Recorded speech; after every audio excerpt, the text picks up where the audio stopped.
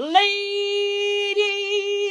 and gentlemen, welcome to the Ariel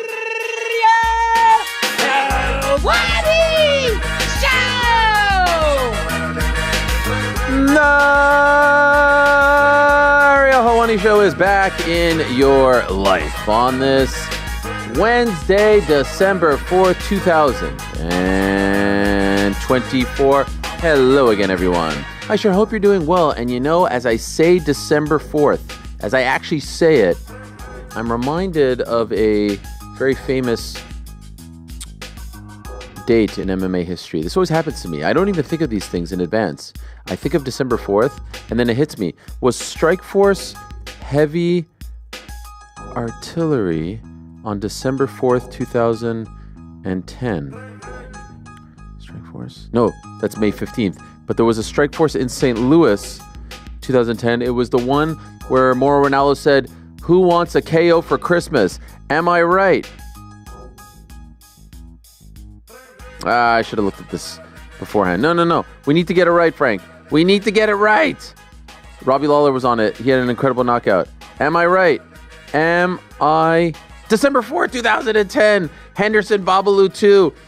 Robbie Lawler knocked out Matt Lindland on that card. There were 4 straight knockouts. Lawler, Lindland, Bigfoot, Mike Kyle, Paul Daly, Scott Smith. Who remembers Paul Daly versus Scott Smith? The left hand from hell, Semtex, and then Hendo Sobral. I remember it like it was yesterday at the Scott Trade Center. Anyone of note on the prelims? OSP was also on the card. Anyway, December 4th. Hello, everyone. Good to be back on a lovely Wednesday. You know we love Wednesdays around these parts. We answer questions. We shoot. We have a grand old time. We also have a super stacked program. And I feel like we were just here because late night, last night, we were doing our DAZN program, Ariel and Ade, the boxing show, exclusive on DAZN. In fact, I just noticed that I didn't remove the DAZN boxing gloves from the spot right over there. So I guess they're getting a free plug today. How about that? Isn't that nice, guys? Yeah, there it is. Yeah, you know what? I'm giving them some love. But you said you did it by accident. You know, sometimes you say things, but you don't really mean them. You see, sometimes when you win, you really lose. And sometimes when you lose, you really win. And sometimes... that individual... That individual joined us. Did you guys see this? Well, the guys in the back saw it because they were there. But I was doing the show with Ade Oladipo, and we were talking about the February 22nd card in Riyadh, Saudi Arabia, the big one. The last crescendo, they're calling it. Better be a Bivol 2, et cetera, et cetera. And all of a sudden, I looked down. This is a shoot. This really happened, and it happened this way. This is not some kind of wrestling angle. I looked down, and I have multiple missed calls from Saudi Arabia and multiple missed WhatsApp messages. And the crux of it all is, I want to come on the show. There's some things I want to talk about. And so just like that, arguably, or maybe not arguably, I don't even know how you can argue against this, the most powerful man in combat sports, Turki Alalshikh of Saudi Arabia, of Jia, joined us to talk about a whole host of things. Now, a lot of those things were about the world of boxing and the plans coming up for 2025, but he did drop some very interesting MMA-related news, and specifically as it pertains to one Francis Ngannou, and even more specifically as it pertains to a fight that we have been talking about for quite some time. Anyway, in case you missed it, and you can watch it on the DAZN Boxing Show YouTube channel and the app as well, here's what Turki had to say about a potential super fight in 2025. I have in the table 2 options for Francis, one in MMA and one in boxing I want to discuss with. Can I ask you what those options are? The MMA, you know, all the times my answer is all the time we want to do the biggest things. Would that be Jon Jones? Has to be Jon Jones. Beep. Wow. I mean, let me tell you something. You've pulled off a lot of things, my friend. You've pulled off a lot of great things. If you could somehow figure that one out, if you can get that one done, that might be your greatest move of all. If you can figure out Francis versus Jon Jones, PFL versus UFC, I will eternally tip my cap to. That would be the one if you ask me.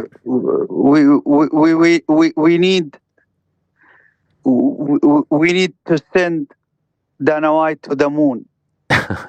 Can I come with him? Maybe we could sit together. You said you were going to have us sit together. Maybe we could do it together and we make peace on earth. I like him, brother, but I think he preferred to go alone. Okay. Fair enough. Great zinger there from the big man. And, I had to shoot my shot. And it would be nice to travel to the moon with one Dana White. But how about that? He mentioned two options on the table for Francis Ngannou in MMA and in boxing, one each, it appears.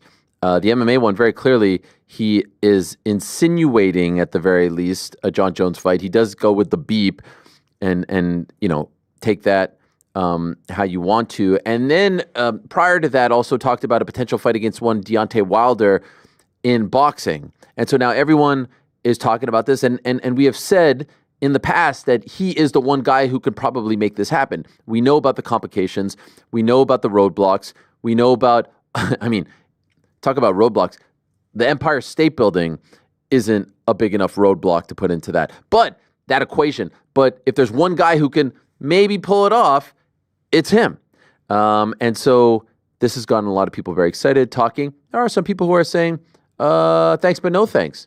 We'd prefer the Tom fight. Now, I'm not saying that this has to happen next per se, but just to me, the idea of saying, hey, PFL, we have a relationship with you. Hey, UFC, we have a relationship with you. Come together. Let's start doing, to a degree, what I'm doing in boxing. Now, the card that he has put together in February features the six biggest promotions in boxing coming together. That's Matchroom, Queensberry, Golden Boy, Boxer, Top Rank, all coming together, right? And PBC, of course. And so that's six. We don't have that dynamic. And let's be honest, as far as super fights go, cross-promotional fights, it's really just one that we're really clamoring for at the moment, and that's Francis versus, the heavyweight champion in the UFC. If he could pull it off, massive coup. Since then, in fact, I do believe a couple of minutes ago, some aggregator site, shout out to them, much love. I think it was Nasher MMA, posted about this, and Dana White himself commented on it and said, there it is, absolutely not true, Jon versus Tom. Now, what's so interesting about this is, what is not true? Again, if you look at the clip, if you look at what he said, if you listen to what he said, he's not actually saying it's Francis versus Jon, but it seems to be insinuated. Number one, he's also not saying that it's a done deal. He's just saying this is what he wants, okay? But what's fascinating about this is, for the first time ever, for the first time in the Dana White UFC era, which now spans some 24 plus years, there is someone out there who can talk about making fights, and it's not Dana White. UFC fights. And I can't imagine that is something that he loves. And so here he is talking about a UFC fighter, UFC property, if you will. I want to make this fight. No one's ever been able to say that. No one's had that luxury. No one's had that power. And so that's why I think you see him rushing to say, no, this ain't happening. Jon versus Tom. Now, again, that may be the fight that the world wants to see come 2025. But I just think this dynamic is fascinating. And I can't wait to see how it continues to play out. Anyway, fascinating stuff there from Turki Alalshikh. He dropped a boatload of nuggets. There's a portion of that interview up on our YouTube page right now, full thing on the DAZN page and app. Do check it out because it was very impromptu, and Adi and I were just kind of rifling off questions, as many that we can squeeze into about 20 to 25 minutes. Also a great interview with Liam Paro. Now let's talk about today's program. Today's program, back end of the show, we are going to be joined by Henri Hooft, who is one of the best coaches in MMA. Henri Hooft, of course, down there at Killcliff MMA. He will be in Shavkat Rakhmonov's corner come Saturday at UFC 310. He has also cornered Ian Machado Garry. He knows the two of them quite well at this point. Wanted to talk to him about that dynamic. One of the greatest BJJ practitioners currently living on this planet Earth, and arguably of all time, the great Marcelo Garcia, who resides here in New York City, announced that he is returning to action next year for one championship in a grappling match. We have yet to find out who he will be facing. We are going to find out. He will reveal that on today's program. Some breaking news courtesy of the great Marcelo Garcia, who has battled and overcome stomach cancer recently. Shout out to him. Much love. That's an incredible, incredible feat, and it's a great honor to have him on the program.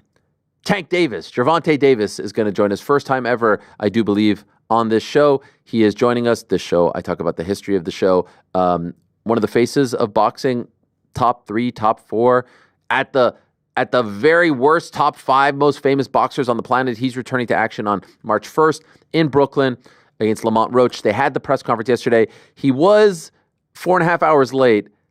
God help us if he is 4.5 hours late on this particular day. We don't know what we'll do. Probably stick around. I'm not sure.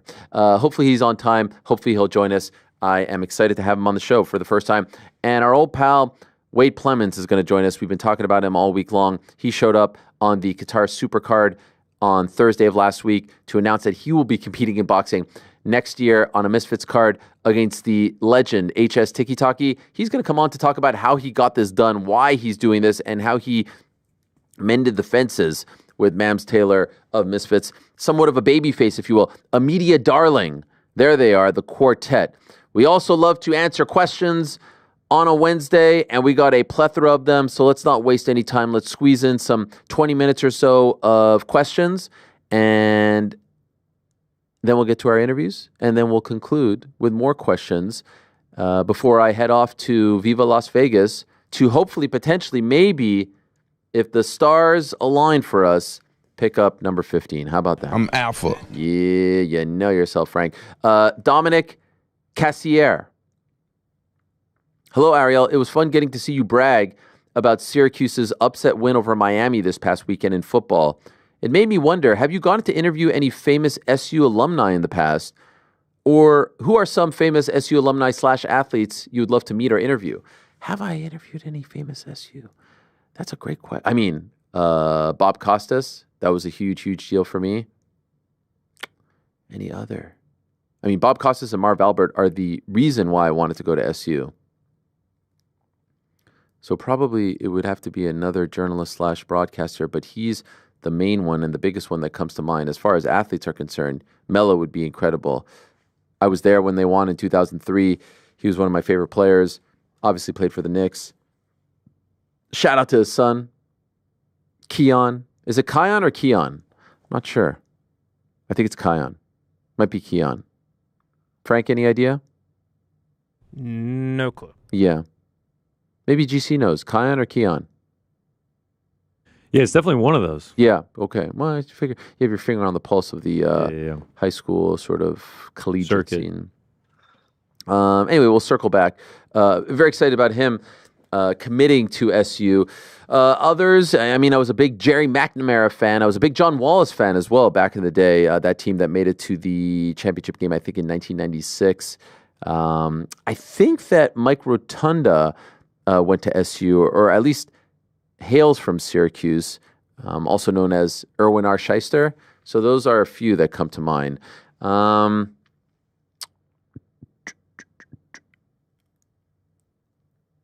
Connor, hey lads, 4 quickfire 2025 true or false questions. True or false? In 2025, Islam will challenge for double champ status.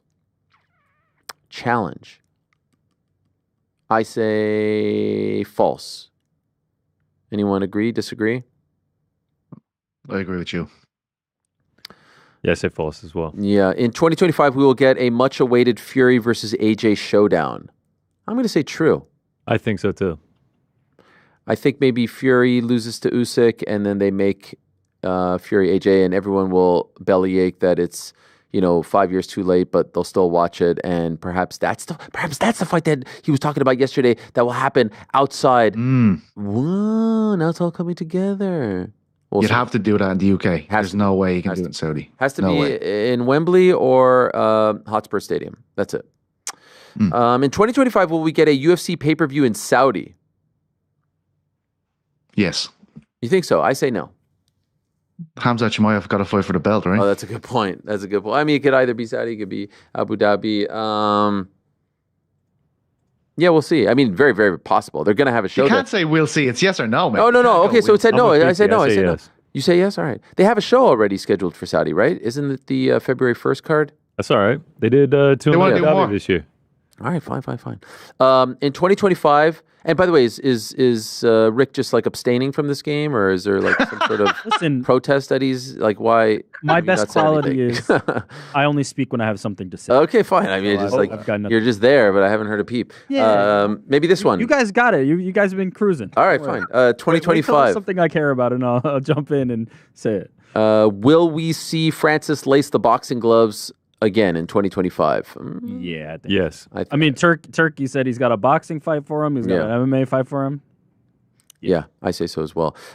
Travis Borker, and shout out to my good friend Travis Barker. Big fan of the show. Very, very, very supportive of us, and hopefully he's listening to us while in bed. He likes to go to. He said he likes to go to bed listening to the program, which is maybe the greatest honor that I've ever received in my entire life, career or not career. I mean, that's just. You put him to sleep. Yeah, you could look at it that way. I could say, you want to be in your happiest state possible. What do? You turn on me, you go to bed. What's better than that? Can you please give us the behind the current story regarding your various poses on your new YouTube thumbnails? Did you do a photo shoot for those all at once? Did you change clothes to have images in different outfits? Also, did you have someone coach you in your unique looking facial expressions? Shout out to Josh P, who also wrote, "This is one of the most highly anticipated news developments in recent memory." If you must know, we do have a brilliant young man named Oven who has been a huge, huge, huge part of the team. He makes our thumbnails. He's a legend. And he was telling us that like screen grabs just aren't going to cut it. So then we had our friend, One Lens in China, at One Lens in China. She came on and stopped by the studio and took some photos of me in action. And if you must know, I brought like 10 different shirts, and I had to sit there and talk to no one while wearing these different shirts so that we can roll through these photos. And I do believe Oven has also taken the liberty of changing the colors of the shirts to make them look even more, fresh and unique. Do you like them? Do you not like them? Let me know your thoughts in the chat. And by the way, thumbs up to the chat. But there is the full story. There it is. Ryan Brues. Hey guys, any chance you could give us some more insight into the negotiations and signing with Yahoo? Like what separated them from the other big players, and what was the toughest thing to negotiate on? It was actually quite, it was quite easy. And you say easy, obviously, there's a whole process, but there weren't any big hang-ups. For me, the biggest thing was ownership, it being on my YouTube channel and owning the library and owning the content. I will say, as I've said before, it came down to 4 major players. Everyone was offering those same, stipulations, if you will. Like it was all good. With some, we had to work to get there, but at the very end, all of that was equally on the table. 2 things I think kind of put us over the edge in Yahoo's favor. Number 1, the website component was huge. Wanted that as well. I would say 2 of them didn't really offer that, and 1 did. And then the other one was just everything that they're building here. And as I've said, Ryan Spoon, the new-ish president at this point, it's not really new. I mean, it's been a year and a half, but at the time, new-ish president of Yahoo Sports, Sam Farber, the whole team here. I was very, very impressed with the direction that they were going, with the freedom, with the ownership, with the partnership, and it just felt like the right fit. And I feel like we have been, it's 2 months in. You could still say a honeymoon phase, but we have been validated. Like there are so many people that are here to help us make this show as good as possible. And I always talk about working through the kinks and all that stuff, but there is a plethora of people. They do a Yahoo Finance show, which you guys got a glimpse of during the Rampage interview, like it's a high level production, and people come here and they see that and they feel that, and we see it and feel it as well. And then you couple that with the website and everything that they're doing and building over there, and everything that we have done over there as well. There's incredible. I mean, every day I just go on that website and I look at all the content that is up there, and I'm so proud of it and how it's all flowing so nicely between the different forms of combat sports. There's a great story up right now by Chuck Mindenhall on that Turkey bit of news. Another great column from Keith Idek on Tank Davis's day yesterday, and on and on and on it goes. So I'm just over the moon. I sit back and look at it. We're doing a lot. We're here a lot.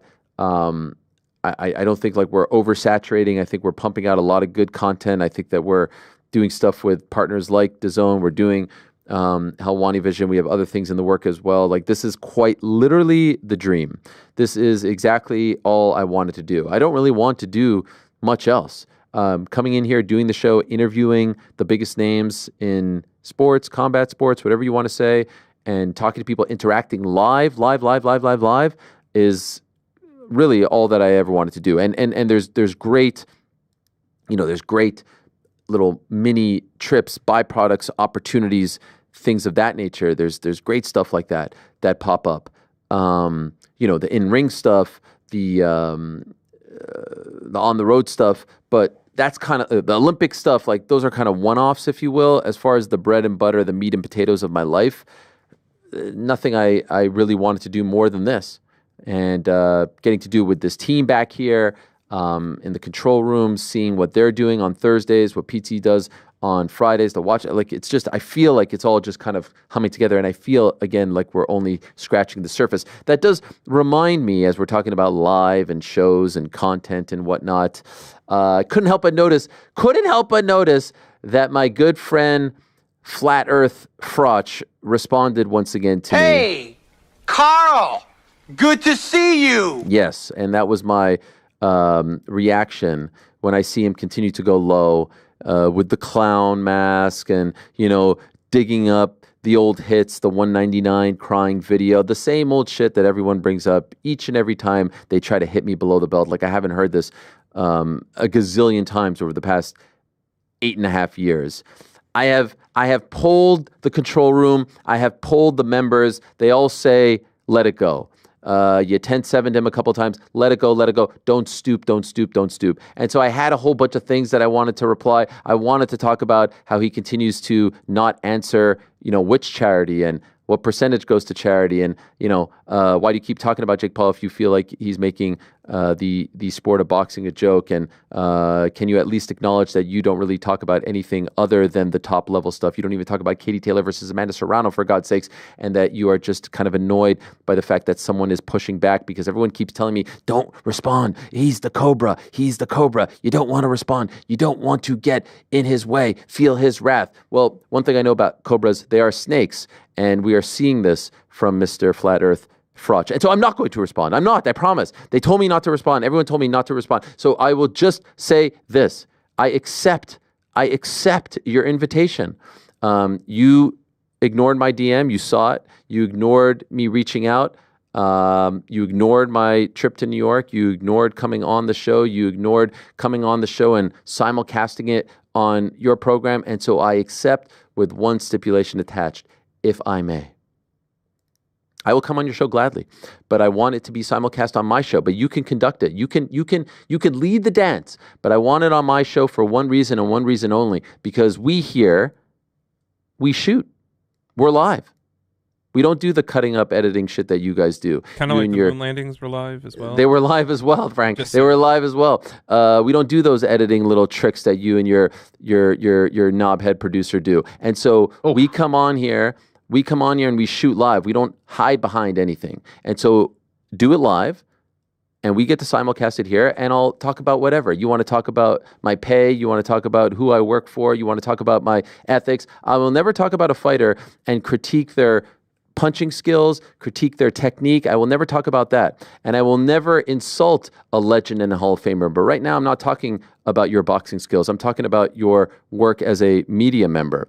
And just like you like to boast that you sold out 80,000, I have a degree from the #1 school in America when it comes from broadcast journalism, and that is Syracuse University. You've never heard of it because you know nothing about America because you only fought here 4 times, and one of those times was in a nightclub called the Avalon in Los Angeles. The biggest venue that you ever fought in was Boardwalk Hall. Point is, learn a thing or two about journalism when you start talking about my journalism. And so I accept your invitation. It must be live. Otherwise, stop talking about me, stop putting my face on your thumbnails to get clicks, and piss off, mate. Piss off, Cobra. No one knows who you are, and no one cares about you anymore. We move along now to our next question. All right, James Portland. Oh, was that too much? I know everyone back there is mad at me. No. Nobody's mad at you. They're mad. They're mad. You're trying to make this like we're picking a side and we're riding with the Cobras. I'm just glad to see that you heeded our advice and you didn't respond. Yeah. That's just what you would have said. I said no. No, I had much more. If you would have responded, you would have responded. That is what you would have. No, I had more. You want me to get into it? No, sorry. I think you made your point. I had more. No. I like the stipulation. Let's go live. Okay. Let's go live. Let's do it live. Let's do it live. I'm sure this is going to happen for sure. Well, then stop. I've made multiple offers. Enough. What's up, team? And I will keep going despite the advice of my team. My first question is for Ariel. How did your son do at his basketball tryout? He said it was L. He said it was an L tryout. Those were his words specifically, but he's very hard on himself. I think he did just fine. We'll see. He felt like he wasn't at his best. He didn't know what a triple threat was. And I tried to explain to him that you don't have to know all the lingo. You don't have to know everything. You don't have to know what, even a full court press is. He knows. But my son is the spitting image of me in so many ways. I'm not even talking about like looks, but I'm talking about like internally, his anxiety, how hard he is on himself, the way he builds things up in his head, all this stuff, how emotional he is exactly me. So I feel like I know it is an amazing thing to kind of understand what someone is thinking and feeling without them even saying it. And I try to tell this to my wife all the time, who is the complete opposite of me in the best way, because she doesn't get this type of anxiety. She doesn't overthink these things, et cetera, et cetera. And I know exactly what he's feeling and how he's feeling. And that's an incredible feeling for me as a parent. And so I know everything that he's thinking. I know he wants to do it, and we'll see what happens. But I do appreciate it, TJ. Thank you. Thank you very much for asking. This is actually very apropos. Question for the rest of the crew, and do not be scared to answer because of Ariel 107 Helwani. When Ariel gets in his beefs or back and forths with people like Dana Bilal or more recently Carl Flat Earth Froch, do y'all ever find yourselves... Hey! Was Carl, that editorialized, or does it actually say that? Good to see you. I can't confirm nor deny. You can go look that up on the Substack. Do y'all ever find yourselves agreeing more with Ariel's opponents? Wow, let's hear this. No, not really. I actually... Oh, sorry, I can't speak for all of us. No, I never have. I can't speak for all of us. No, often not. Most of the time, it's more of a, do we need to engage in this battle, right? We know that that's my thing. No need for the drama, no need for it. I felt like Brendan Schaub had points. I don't know if it's like no need for drama. It's more just like sometimes it's worth the battle, sometimes it's not. In this case, I just feel like Carl Froch is not worth the battle. It's not worth the battle. Ultimately, we're the opposite then, Rick. I send them messages pouring fuel on the fire. Yeah, that's why I love you, PT. What about this? That's why I love you. And did you see that? And did you see that clip? I think PT, you were the one that sent me the infamous Patty clip. I had no idea. The infamous one, the one with the Dana interview. That was exactly, I think, almost 2 years ago. Oh, yeah, it was. Yeah. That was you. I was like, sorry about that, man. You're like, what are you talking about? I was like, that's after he advised Patty on what to say. So actually, everybody's ire, all your opponents actually should be blaming Pizzi. That's the one they should be going after for stoking the flames of all. If you want to blame someone, Peter shit disturber Carroll. Yeah. By the way, we are about an hour away from the big kickoff at Etihad Stadium. Forest versus City, and I know we're big in Nottingham. I know they love us in Nottingham. I believe some have said that we are the new kings of Nottingham, and so I want to let you know that you don't have to pick and choose. You can watch us and follow along, right? We're all ready, right, guys? Yeah, I mean, we're... Yeah. I don't know if follow along is necessarily. We have a bug, right? Yeah. We'll show the score when it's prompted. Can I just see how the bug looks? Yeah, let's take a look. 0-0. The game kickoff hasn't started. I mean, what do you? There it is. There it is. Can we get a United and Arsenal one there? You can piss off. Yeah, piss off, mate. Get out of here. Piss off, mate. Honestly, you might never get invited back to a Forest game today. AGC, you're picking that side of Manchester today, is it? You're blue today. No, I'm a Forest guy today. Oh Jesus! All right, fair enough. I'm a Manc when I'm there. No. He's a red till he dies. Do you know? I'm just a Manchester guy through and through. I support both. Against Forest, I'm gonna have to cheer for them. Yeah, Forest are a great side this year. In fairness, I told you when you start supporting them, Helwani. I said we changed everything. They should be thanking us. Have they put out a statement on their side of the Cobra nose beef? Yeah, I know. I understand that Nottingham is. You see, by the way, I'm trying to move on. You're bringing it back. You opened up the can of worms. Nottingham is divided. Good to see you. Nottingham is divided right now. They are divided. 90% in favor of Helwani, 10% in favor of Flat Earth Frotch. I mean, 10 years past his prime. Couldn't sell more than, I don't know, a couple thousand tickets when he was in his prime. And what was the quote? What was the quote, GC? Everyone's going to know that it's huge. They're going to be hyped up because they're going to say, fucking hell, Jake Paul's about to get ironed out by the Cobra. Yeah, they're going to say that is one of my favorite quotes of all time. Ironed out like the flat earth we live on. Frank. All right. Frank. By the way, now we've talked about Rush. Don't steal jokes now, Frank. No, that's a good one. Breaking news coming into Sports Center. I don't know if you guys heard, but the Cobra is coming out of retirement, everyone. Yep. Stephen A. Smith. Oh, they're going to be breaking The Cobra is about to iron out Jake Paul. It's going to I love the iron out. That's incredible. What's bigger than Netflix? Is there a bigger platform than this? Has to be bigger than Netflix. What's bigger than Netflix? It'll be like Netflix plus Apple TV plus Prime. It'll be TikTok. If it was just like sent directly to iPhones, that would be the biggest way to reach it. By the way, they'll have to broadcast this from the moon. Is the moon flat too? What is a good point. What do flat earthers think about the moon? Never actually wondered that before. I think the sun is flat too. I've never. Wow. Yeah. Serious questions. By the way, Andy Koufax for the G-splitting sicko of Blanchardstown. Oh, thank you. Ian Garry's a man who generally offends my tastes and sensibilities. The lead-ups to his fights with Magny and Neal were especially dreadful, and he quickly made my list of most loathed fighters. On Monday's show, however, I thought he comported himself beautifully. Was this more like the Ian Garry you witnessed rise up the ranks pre-UFC? I will say, like, Ian's always been that guy who was like crazy belief in himself. That's like I believe in what he's saying when he says like this is what I'm like all the time. I do believe that. Like he was always like, you know, he hadn't even fought pro and he was like, I could beat most of these guys in the UFC.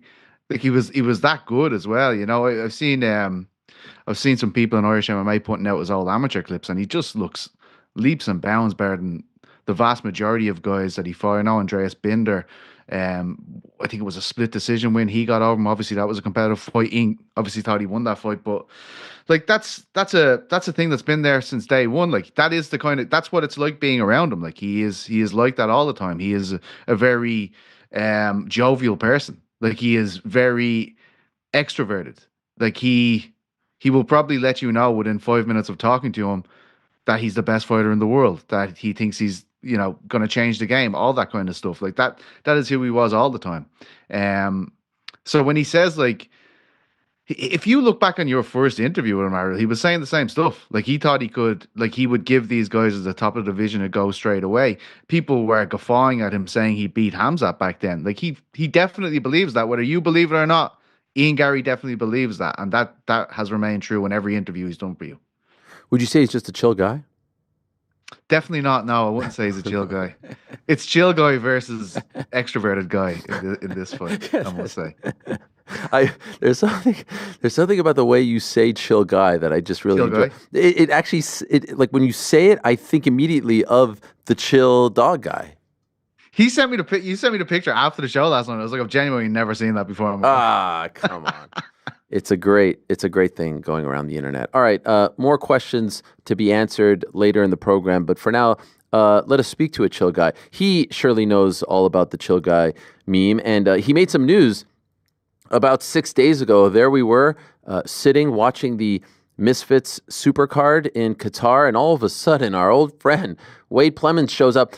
Very, very pro wrestling-esque. In that, him and Mams Taylor, we have talked about it on this show and with him and on different platforms as well. They just needed to get along. They just needed to get on the same page because they were both helping each other up, through the ranks as this influencer boxing scene was, making some noise, and no one was covering it, in my opinion, better than Wade. And then there he is showing up in Qatar, of all places, and also announcing that he is going to be fighting for Misfits. There's the scene right over there. Big Wade, mask and all, pointing, puffing, snarling. Yeah, warming up the hands. Yeah, let me hear you. Hulkamania-esque, Wade-a-mania, running wild. Without further ado, let us say hello to the great Wade Plemons. Hello, Wade. There he is. Oh, sun's out, guns out. Hey, come on now. A little something here. Damn, homie. Yeah, man. Well done. We have a plethora of questions, and I weighed in on this. I don't know if you saw on Monday. I weighed in on the execution of the angle, and we'll talk about that in a moment, or the story, if you will. I don't want to discredit what you're doing because I know it's 100% legit. But first, embryonic stages. I know the issue between you and Misfits and Mams, and good luck on Kingpin and all that. I know that was all very, very legit, and let's be honest, perhaps painful at times. How do we get from that to you showing up in Qatar to you agreeing to fight for the promotion, not just broadcast, but fight? Well, okay. So I guess if we're doing the whole thing, yeah, obviously the Have Fun on Kingpin was my exit from Misfits, and I would say entrance into the rest of what I was doing. I really took that time to grow as a commentator, to grow as a YouTuber, as someone that wanted to be more knowledgeable and gain more experience in the scene. And honestly, I got to thank a lot of people for that time, because I didn't really know what I was going to do next. The two biggest people I got to thank are Jake Paul and Nikita Badarian, because they obviously started Most Valuable Prospects, and I was able to really gain a lot of experience, and still am. I'm going to Prospects in a week on that show. And yeah, I've just been able to grow. And, during that time, yeah, it was difficult for sure. I have so many friends over at Misfits, so many people there that I enjoy working with and being around, and just loved the environment while I was there. It's one of those things, business happens. It is what it is, I guess. A little more personal than I would like to have been, but it is what it is. And then, over the last couple of months, I had started to get this idea, what's next for me? What do I want to do to push myself? And that's really this whole thing, Ariel, is just, I want to push myself. I want to do stuff that I'm uncomfortable with, stuff that makes me uncomfortable, but pushes me into a new light, helps me grow. And that's why I'm back. And so I actually made the call. I hit up the Misfits people and Mams and said, hey, I'm thinking about taking a fight. How real could this be? And then, talks went on from there. Wow. And so did you have to get over some personal stuff first? Like, did you and Mams actually talk on the phone, sit in a room? Yeah. Did you hash that out? It's business, man. So all this personal stuff, you can save it for your friends at home and stuff. I'm here to do business, and that's how I'm treating it. What about you and KSI? What about us? I mean, there were some things said between you two on social media as well. Yeah. I mean, there's no anything different now. So no fences have been mended. There's no handshake. We're cool now. We're boys. You're kind of going in there as a bit of an outsider, if you will. Yeah, for sure. Everything you guys saw when I walked down that ramp, everything I said in that ring, I meant. There was no promo for me.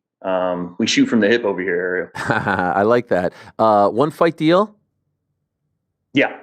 Is this something you want to do more of, or you just kind of want to cross it off the bucket list? We'll see, man. I'm just excited for this one. I'm pumped.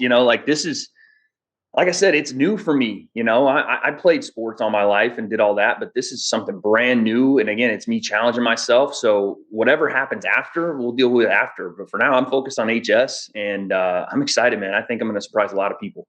Your opponent, HSTikkyTokky, I'll be 1,000% honest, was not familiar with him before all of this. And we've kind of cracked jokes about his name and all that. Who is he? And what are his, what are his credentials as far as the influencer boxing scene? I don't really know much about him. I know he's a massive name in the UK. I know he's big on TikTok, which hence the name, I think. But that's really it. I know he's a bit of a wild man, kind of, flies by the seat of his pants. I don't exactly know what's made him popular, but he seems to be that. And big, strong guy, athletic. They say he's the boogeyman of this thing. So when I was looking at doing it, I didn't want to come in and take an easy fight because I'm here for a good time, not a long time. So I want to take the guy they say is the best in the scene. We'll see. What weight? It'll be at 200. 200. How many rounds? 5. 5 rounds. 10-ounce gloves? Oh, yeah. Okay. Pro bout? Yeah. So 3-minute rounds, all that. Yep. Is this on the January 18th card? I will know for sure today. Oh, and why is that? I'm not sure on HS's side if they're going to be locked in on that. I'm not sure yet. Okay. Do you want it to I am. Yeah, okay. I'm ready to go January 18th. What is the potential hangup? I don't know. That's on their side. I walked into this thing, said, when is it? What's the weight? Da-da-da. Okay. Yes. I haven't really said no to much here. So I'm ready to go. I'm pumped, and they got to figure out whatever's going on with them. The thing, I don't know too much about HS, but I know about the influencer boxing scene. I've seen him be a little bit tough to wrangle when it comes to these fights. He's had a fight before that I think, he ended up pulling out of. And then recently he pulled out of one. I think he was supposed to fight on Qatar. A little bit of a, we'll just call him a flight risk on these fights. So you're going all in. You're a pro. This is a big deal for you. I guess the question is, why sign up to fight a dance partner who is flaky, who may not show up? Like, what if you get to fight week and all of a sudden you have no opponent and you just went through all this? We'll have a backup in place for that for sure. Okay. All right. Yeah. But yeah, it's more about me. HS is the face. He's the person in front of me, but it's more about me. I want to show what I can do. I want to show I can challenge myself. And I want to show that, again, I think I'm going to surprise a lot of people here. Does he have a criminal record? I don't actually know. I mean, I've heard this online. It seems to be something they keep talking about. Yeah, you saw this. I have no idea if this is real or not. If he does, that's going to be an issue, obviously. But I will see. Surely I'll get word on that. But I don't think it'll be that big an issue. I hope not. Obviously, I know a lot of your fans were disappointed when you weren't on the broadcast anymore. Does this mean that you will now be working those shows as well? I don't know, man. We may have to amend the contract a little bit. How fun would that be? How about we do this, Ariel? We'll do a little bet skis here. If I win, I get to be back on Misfits commentary. Oh, okay. What about that? I'm not asking for a lot here. You know what I mean? I'm not asking for anything crazy. I'm just saying if I win, put me back on the table. And if you lose? I don't know. I'll have to figure that out. Okay, yeah, maybe that's a Mams question. I'll never come back. I don't know. The follow-up, though, is, as you said, you're a big part of the MVP plans. Yeah, so, yeah. Well, the thing there is is never been an issue. Okay. On MVP side, there's never been an issue. I've told people this before.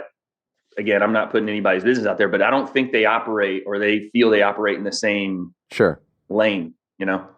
There is. So I don't think that'd be an issue. There is a bit of a rivalry there. We all know that. Nikisa, Mams, KSI, and Jake, whatnot. But I would hope that would be the case. Now, the thing is, here's what I appreciate about you. You do this all legit. You're a pro. But let's be honest, bit of a worker as well, because you worked us on Thursday. You did the whole gimmick about the live chat going down and the outage, and then there you were showing up. Okay, so we were actually talking about this. You did a video that I think lasted like 8 minutes or so, and then it cut off, and then you put up the screen grab. Was that video? There it is. For everyone watching the stream, my internet went out completely. I don't know why my provider goes to crap now of all times. I'm trying to fix it. Stand by. You followed that up with a text conversation here about Cox Internet saying that there's an outage and whatnot. All this very calculated, all a work. Brilliant stuff, by the way. Just tremendous stuff. But the video, was that pre-taped as well? Yeah. I pre-taped it about 2 or 3 days before. Shout out to my editor, Leo. He sprinkled in some things to make it look like I was actually experiencing some network issues right at the end when it cut off there.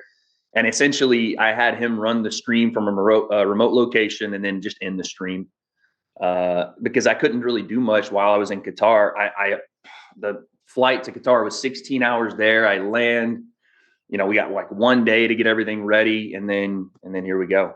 Okay, so this is like very in the weeds YouTube stuff, but like if you like live premiere a video, it goes in the video tab. To be live, like right now we're in the live tab because we're live. And so I was just wondering, how did you get it? Because that to me was the brilliance of it. You got it in the live tab, which we are kind of programmed to think is actually live. So did he have to like stream it even though it's not actually live? You can do that? You could pull that off? So what you can do is, again, let's get in the weeds, right? Yeah. There's a program called OBS, and what you can do is use one of the scenes to just import a video as the scene. So as soon as you click that scene, it just runs the video or whatever it is that you've made it for that scene. Wow. So essentially he started the live stream and we used a black screen to kind of like start the live stream for like 5 seconds. And then I pre-recorded the intro with music. And then just like I would during my normal live streams, just click myself on there, started talking about some random BS, and then we went forward. Brilliant. You have a whole control room of people right now captivated by this because we were all debating how you pulled it off. I would imagine 99% of the audience has no idea. Two-man show, Ariel. Brilliant. Come on, man. Brilliant. I love it. And congratulations, by the way. You were you had a like a fight companion, if you will, ringside from Jake Paul, Mike Tyson with your dad. Insane numbers. You had Shaquille O'Neal and others stopping by as well. That had to have been a career highlight. It was nuts. Had your boy Eddie Hearn on as well for a short period. You could tell he was looking around. He was like, I don't know if I'm in. But yeah, look at that, man. Shaq with my pops. How dope is that? That's incredible. So cool. It was just a great week, man. We had Amber Rose on. I heard you're familiar with her work. We had her on. No, it was a fun time, man. And Shaq was a massive highlight. But obviously, watching the fights, my dad was so intrigued with the co-main event. He was so pumped about Amanda Serrano, Katie Taylor, and he was just a goofball. He was like trying. Netflix people are walking around the production stuff, and he's like getting mad because they're bumping into our table. It was so funny. Is that going to be a thing that you'll be doing more of? I want to, yeah. I mean, again, whenever the opportunity arises, I would love to. It was just great chemistry, and I did not know how my dad would be on camera. I mean, he's just a Southern, guy, and he's never been on camera for anything. And I was like, oh gosh, what's he going to say? Is he going to be okay? But he did well, and the cowboy hats, the fits, everything worked, man. So at this juncture for you, is there any thought like, all right, you were kind of known as, the authority when it comes to this particular scene. And I know that you know a lot about regular pro boxing, about MMA, about pro wrestling as well. To now be a part of the show, if you will, to be an active competitor in the show, was there any worry that maybe it's blurring the lines? Like, okay, I could be on the outside, I could comment, but now I'm actually, working the show. I'm competing on the show, and now you're like one of the boys, if you will. That changes things to some degree, does it not? I don't look at it that way. I think it gives me an experience to speak better about the sport outside of the ring, which is kind of why I'm doing it. Another part outside of just challenging myself, outside of the great Ben the Bane Davis, who you know well, there's not many guys that do that play-by-play spot and then go in and fight. And I just think it helps, speak so much more knowledgeably to the sport, understand sometimes when I have a Paulie Malignaggi or a Nonito Donaire, or kind of a big announcement, by the way. You teased something. I was going to say, I'm in Arizona right now. Okay. So I've moved camp to Arizona to train with the great BJ Flores. Wow. So we're down here locked in for the next, 5-6 weeks. This morning, BJ got me out of bed. We're watching Larry Holmes footage. We're doing all kind of crazy stuff.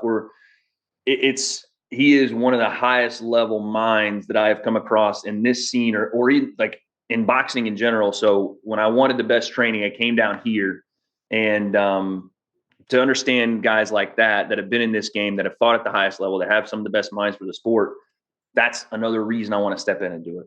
Okay, so he's going to be your head trainer. Yes, sir. Wow, and you're going to stay there hopefully until the week of the 18th. All the way through. All the way through. If it's not the 18th, when would it be? Like, when's the next show? You got me. I don't know. Oh, God. Like I said, I'm locked in regardless. This is the cool thing about my job, Ariel. I can pick up and move and go and do whatever. So I'm going to take full advantage of it. Like I said, I am so locked in. I'm so excited. I literally got in the car, drove down here, and we're full camp, full steam ahead. Do you have to cut weight, gain weight to make 200? No, this is actually perfect for me. I don't have to really do much. I'm right around. I'm not going to say what weight I am or how close I am, but I don't have to get myself down there, kill myself to get to 200. I'm right there. No one knows the scene better than you, in my opinion. And so let me ask you this, the state of influencer boxing, if you will. Yep. What is it? How is it as we head into 2025? It's tough to really gauge what is influencer boxing now, because we've added so many, people and so many different lanes to this that I think the state of it is it's on a resurgence on the influencer side, but it's growing outside of it, right? I saw somebody put up a picture of the Jake Paul, Mike Tyson, ESPN video logs, and it's the #1 video on ESPN's fight history for 34 million views in 2 weeks. These things are still bringing massive eyes. It's just a matter of right place, right opponent, right situation, and ultimately right performance. That's the one thing that I think sometimes in influencer boxing gives us the big letdown, right? Is because we're not pro boxing. But when you have those, I'll give a big shout to Salt Poppy style performances, you see what the actual build of this thing can be. And then the payoff, right? The payoff is everything. And I think it's at this point, it had a little bit of a lull in 2023, I would say, or maybe the end of it. And I think we're on a resurgence. Glad to hear that. I think the Tommy Fury, Darren Till fight is very fun. The Qatar Supercard, great. Curious about your reaction. I don't put it in the influencer boxing bucket. I don't know what buckets it is in, but it is in some kind of bucket. The post-event reaction to Tyson Paul and all the hot takes and the accusations and MVP having to put out a statement and all this madness that is still a thing that is not dying. And the fight was almost a month ago now. We're approaching a month. What has been your reaction to everyone going crazy over this fight? So people are, that fight opened Jake up to a lot more of the former casual boxing fan, right? That maybe hadn't watched boxing in a very long time. So I've seen the accusations of just goofy stuff, for Jake fights throughout his career. So I've dealt with it and I've seen it and I've made videos on it. And I'm like, this is the stupidest stuff I've ever heard. So when it came out again, I was like, oh, here's another one of these. But yeah, a lot of people taking that stuff seriously, TikTok running with that. It's all just nonsense. Jake and Mike had a great night of business. There were some fantastic fights on that card. Obviously, the Mike we got was not the Mike that was around 20, 30 years ago. And I tried to warn people that was going to be the case. But Jake didn't, go in there and just absolutely floor him. And he got out of there, both guys relatively healthy. They got a crap ton of money for the sport and got a ton of eyes on new talent. So I would say no harm, no foul. I obviously don't want to see Mike fight again. And outside of that, I don't think there was people are going to make a big deal anytime Jake fights. All right, look into the crystal ball. Who does Jake fight next? I don't know, man. You have to plan something big for him. So the Canelo talk, while people think, Jake's crazy for it, I'll tell you this, when they start talking about stuff, they don't do it just to talk. When Jake starts talking about who he wants to fight in the future and where he wants to go, I know enough about the guy to know he's serious. So as much as it may seem far-fetched to a lot of people, I wouldn't put it past it to some point for Jake to fight Canelo. Does that mean it's next? Probably not, but I don't know. I don't know where he goes, because I was going to say Tommy Fury was the perfect matchup, the rematch. But Tommy's books now. So I don't know. I mean, he could fight the winner of that fight. Yeah, I mean, I think Tommy himself means more, just because of you got to get that one back. And I think that would quell a lot of the things that people are saying about him. Oh, you're not fighting active people. You're not, even though, Jake has done that. I think the Tommy rematch would really be something that, and I think he wants to pursue it too. It's just a matter of, getting business done. Do you have any interest in seeing him go down the path of just fighting, regular boxers en route to, let's say, some kind of cruiserweight title? Or do you want him to just occupy this lane of fun, kind of out of the box? He's a draw. It's tough to just give your draw away. And I understand, because what he says he wants to do is be a world champion. You got to build that for sure. And you need experience, and you need, tough guys, and you have to go in with a mindset of I've got to take tough fights, sometimes regardless of the name. But it's he is a big draw for boxing, one of the biggest in boxing. I know people hate when especially people like me say that, but it's just the truth. Boxing doesn't have a ton of massive draws right now, and Jake is one of the biggest ones. So it's such a weird kind of fine line he has to walk, where he can't just constantly fight people that just aren't going to bring business, but he also does have to push himself and test himself against young, tough fighters that are going to build him to a world championship. True or false? If that's what he wants to do. Right. Before it's all said and done, we see Jake versus KSI. What's your feeling right now? I like to hold out hope. I'd say yeah. What about Jake versus Logan? Because there's seeds. That seems more likely right now, man. I'm saying that seems even more likely than, just because the weight is so much different with Jake and KSI, and how people both sides are we're sticking to our guns on this. That's fine. There's just some weird, it's not even weird, but they're so high level with their, content.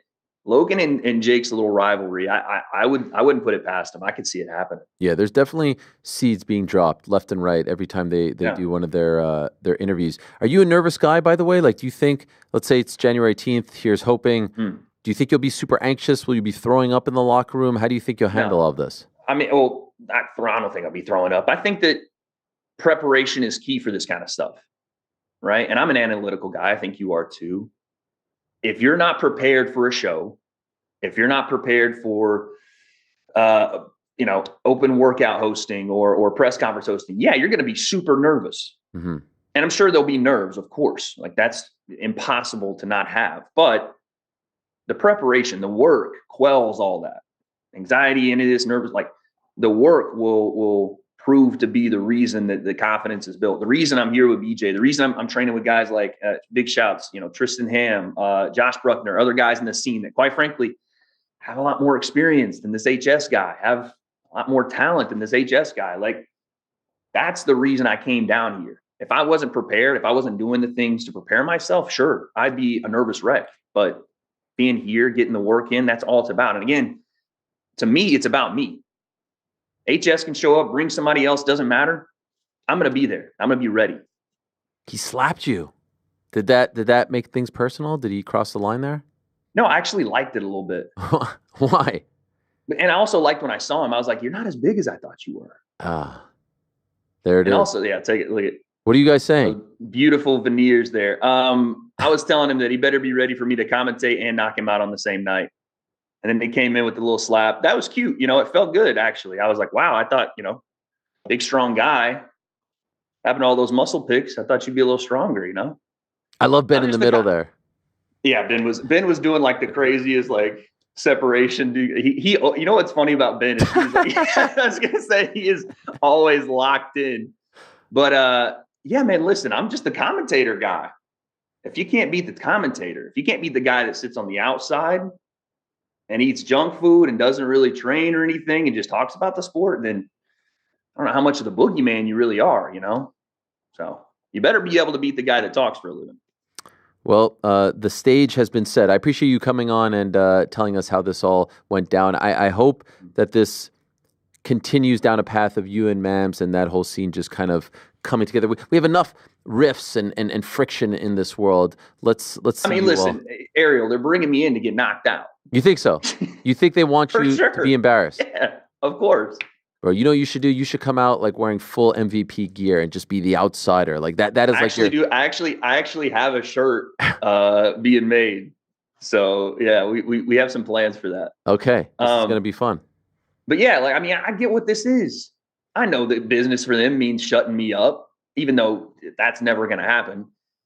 But that's the problem, is they think they've set the trap, and I actually walked in the trap, took over the trap. That's the plan. Like the great Roddy Piper once said, just when you think you have all the answers, I change the questions. And that appears to be what you are doing. Good luck to you, my friend. And good luck next Friday as you call the Prospect Show on DAZN. I'm in particular very excited about the pro debut of Tamara Thibault, who everyone had predicted was going to win gold at the Olympics in Paris and lost in the first round. It was a huge disappointment for the Canadian boxing scene. And this is a bit of a Canadian clash, if you will. Her opponent, Natasha Spence, also hailing from Canada. So I'm looking forward to that. You, Dan, the whole crew over there, you do a great job. Looking forward to that. And to the debut, we shall be watching and supporting. Great shit, my friend. Well done and good luck. Thanks, Ariel. Appreciate you, man. All right, there he is, Wade Plemons. And you can catch him on his YouTube channel, The Wade Concept. He does a tremendous job of covering that scene, but also covering just the regular, the regular fight scene, the regular boxing scene, MMA, pro wrestling. He does it all. A guy who's out there grinding, working hard, doing his thing, and now stepping in to the ring.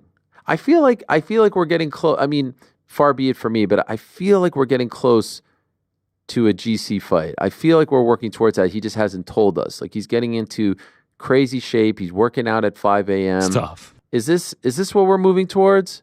He stepped out of the room, so I'm not going to speak for him saying he's gonna fight, but I feel like I've been in the position where you kind of tried to. No, I'm not. Those fighting words. I'm not pushing anyone. I just, by the way, we were a bit ahead of our time. Influencer boxing wasn't really a thing. You would have killed it on that scene a few years ago when you were doing UFC I wouldn't Fit. have. I've always been too scrawny. I wouldn't have done so high. What did you get down to? It was insane. 145 maybe. That's but like no muscle on me, not an ounce. Shredded. Yeah, I was in good shape, but not an ounce of muscle. Would you say that was that 10 years ago? Holy shit! What was it? It was like 14. In an ironic twist, not quite 10. I think it was 10. Yeah, maybe actually. Ant Evans, who is our YouTube guru, I think was the one who put you on that. He was, yeah. He sent out the packages initially. That's right. A good program. UFC Mike Fit. Dolce, Mike Dolce, yeah. Together. The man. I don't know. I just see him. He's out there. He's on that grind. He's doing his thing. Just getting in shape doesn't necessarily mean fight. I feel like but we'll see. Look, I'll let him when he comes back. We'll let him speak on it. Here's the thing. Regarding GC, people may not know this because they've not seen him in person. Tall, got the length, got the reach. Lanky, yeah, tall, lanky. Big shoulders. Looks Dagestani. I mean, he's got.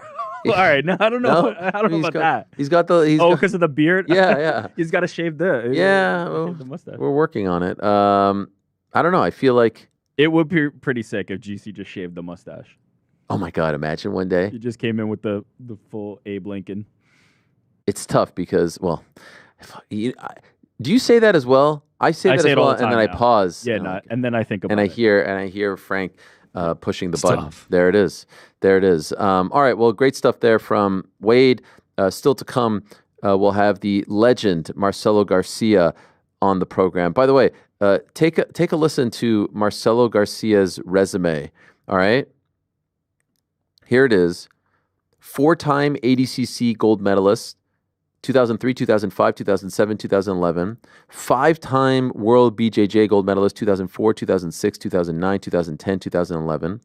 1-time Pan American champion. 3-time Brazilian national champion. Member of the IBJJF and ADCC Hall of Fame. Referred to as the GOAT by many in the grappling world, with wins over Renzo Gracie, Kron Gracie, Victor Estema, Pablo Popovich, Hollis Gracie, Robert Drysdale, Jake Shields, Andre Galvao, Damian Maia, Shinya Aoki, Rico Rodriguez, Babalu Sobral, Gabriel Gonzaga, Talis Ladies, Mike Van Arsdale, just to name a few. I mean, that is GOAT status. And has a school here in New York, opened up a school in Hawaii as well. And it was announced back in November that he signed an exclusive contract with One Championship, that he never actually retired. He's turning 42. He is coming off a battle that he won against stomach cancer in 2023. In June of last year, he announced that he had beaten it and he was cancer-free.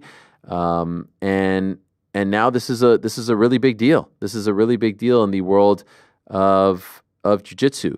Going to celebrate his 42nd birthday in January, so I presume by the time he competes, he will be 42. This is an individual who you may have heard in the whole Dylan Dennis saga, where we found out that he left the gym and all this stuff. So he will be joining us in about 25 minutes to talk about who he will be competing against when he goes over to One Championship in 2025. More questions. Let's answer some more questions. This is from Jordan Saucer. Hey, Ariel, you have lived in 3 different cities in your life, Montreal, Syracuse, and New York. Do you have many good friends from all of those stops, and do you find it difficult to keep up with everyone, especially as all of your lives diverge and go in many different places? Syracuse, I mean, people that I went to school with, but I wouldn't say that's a big one. Montreal, it's easy because both my wife and I are from Montreal. We went to the same school, so we have a lot of the same friends. I will admit, I probably don't do the best job, but I think I do a pretty good job. I'm just not a big phone caller. Now, let me ask you guys this. One of my absolute best friends is Daniel Wolf. I adore him like a brother. We've been best friends since 9th grade, probably like 3-4 of my closest friends. He's on the list. It was his birthday last week, and my wife got mad at me that I didn't actually call him. I sent him a video message. I sent him a voice note. I sent him text. We were talking about it. That's kind of how we talk. We don't really talk on the phone. I don't really like to talk to anyone on the phone. She said that wasn't enough. True or false? Who's right here? You didn't attempt to call him? No, I didn't. I didn't want to bother him. I didn't want to bother him. Bad news? I say, like, if you try calling him once and he doesn't respond, then you do the voice note or the video note or something like that.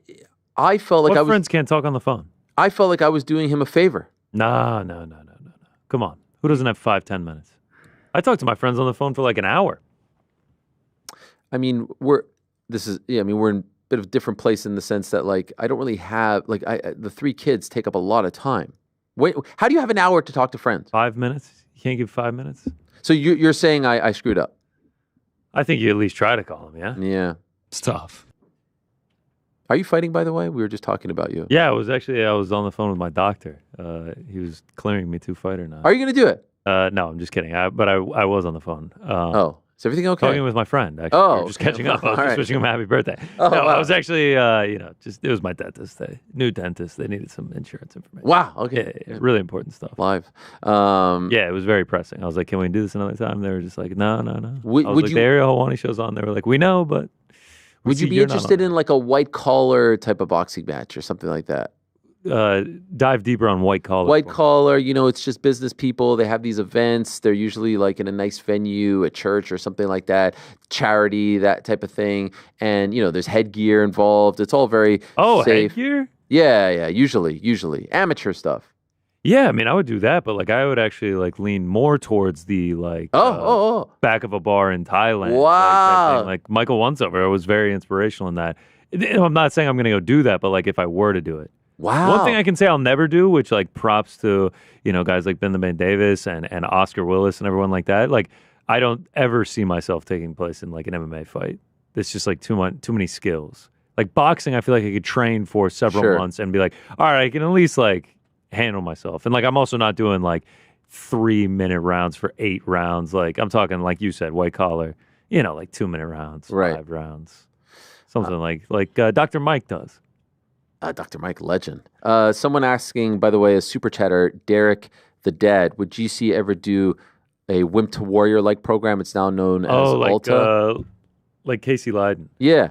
Would you ever do that? Man, big everyone commitment. that does it. Yeah, it's a huge commitment. And then just like also like the stress of the looming fight at the end of it. Like not only are you training 5 days a week and like your entire life changes, it really comes down to convenience. Right now I have a huge commute that I have to do every day.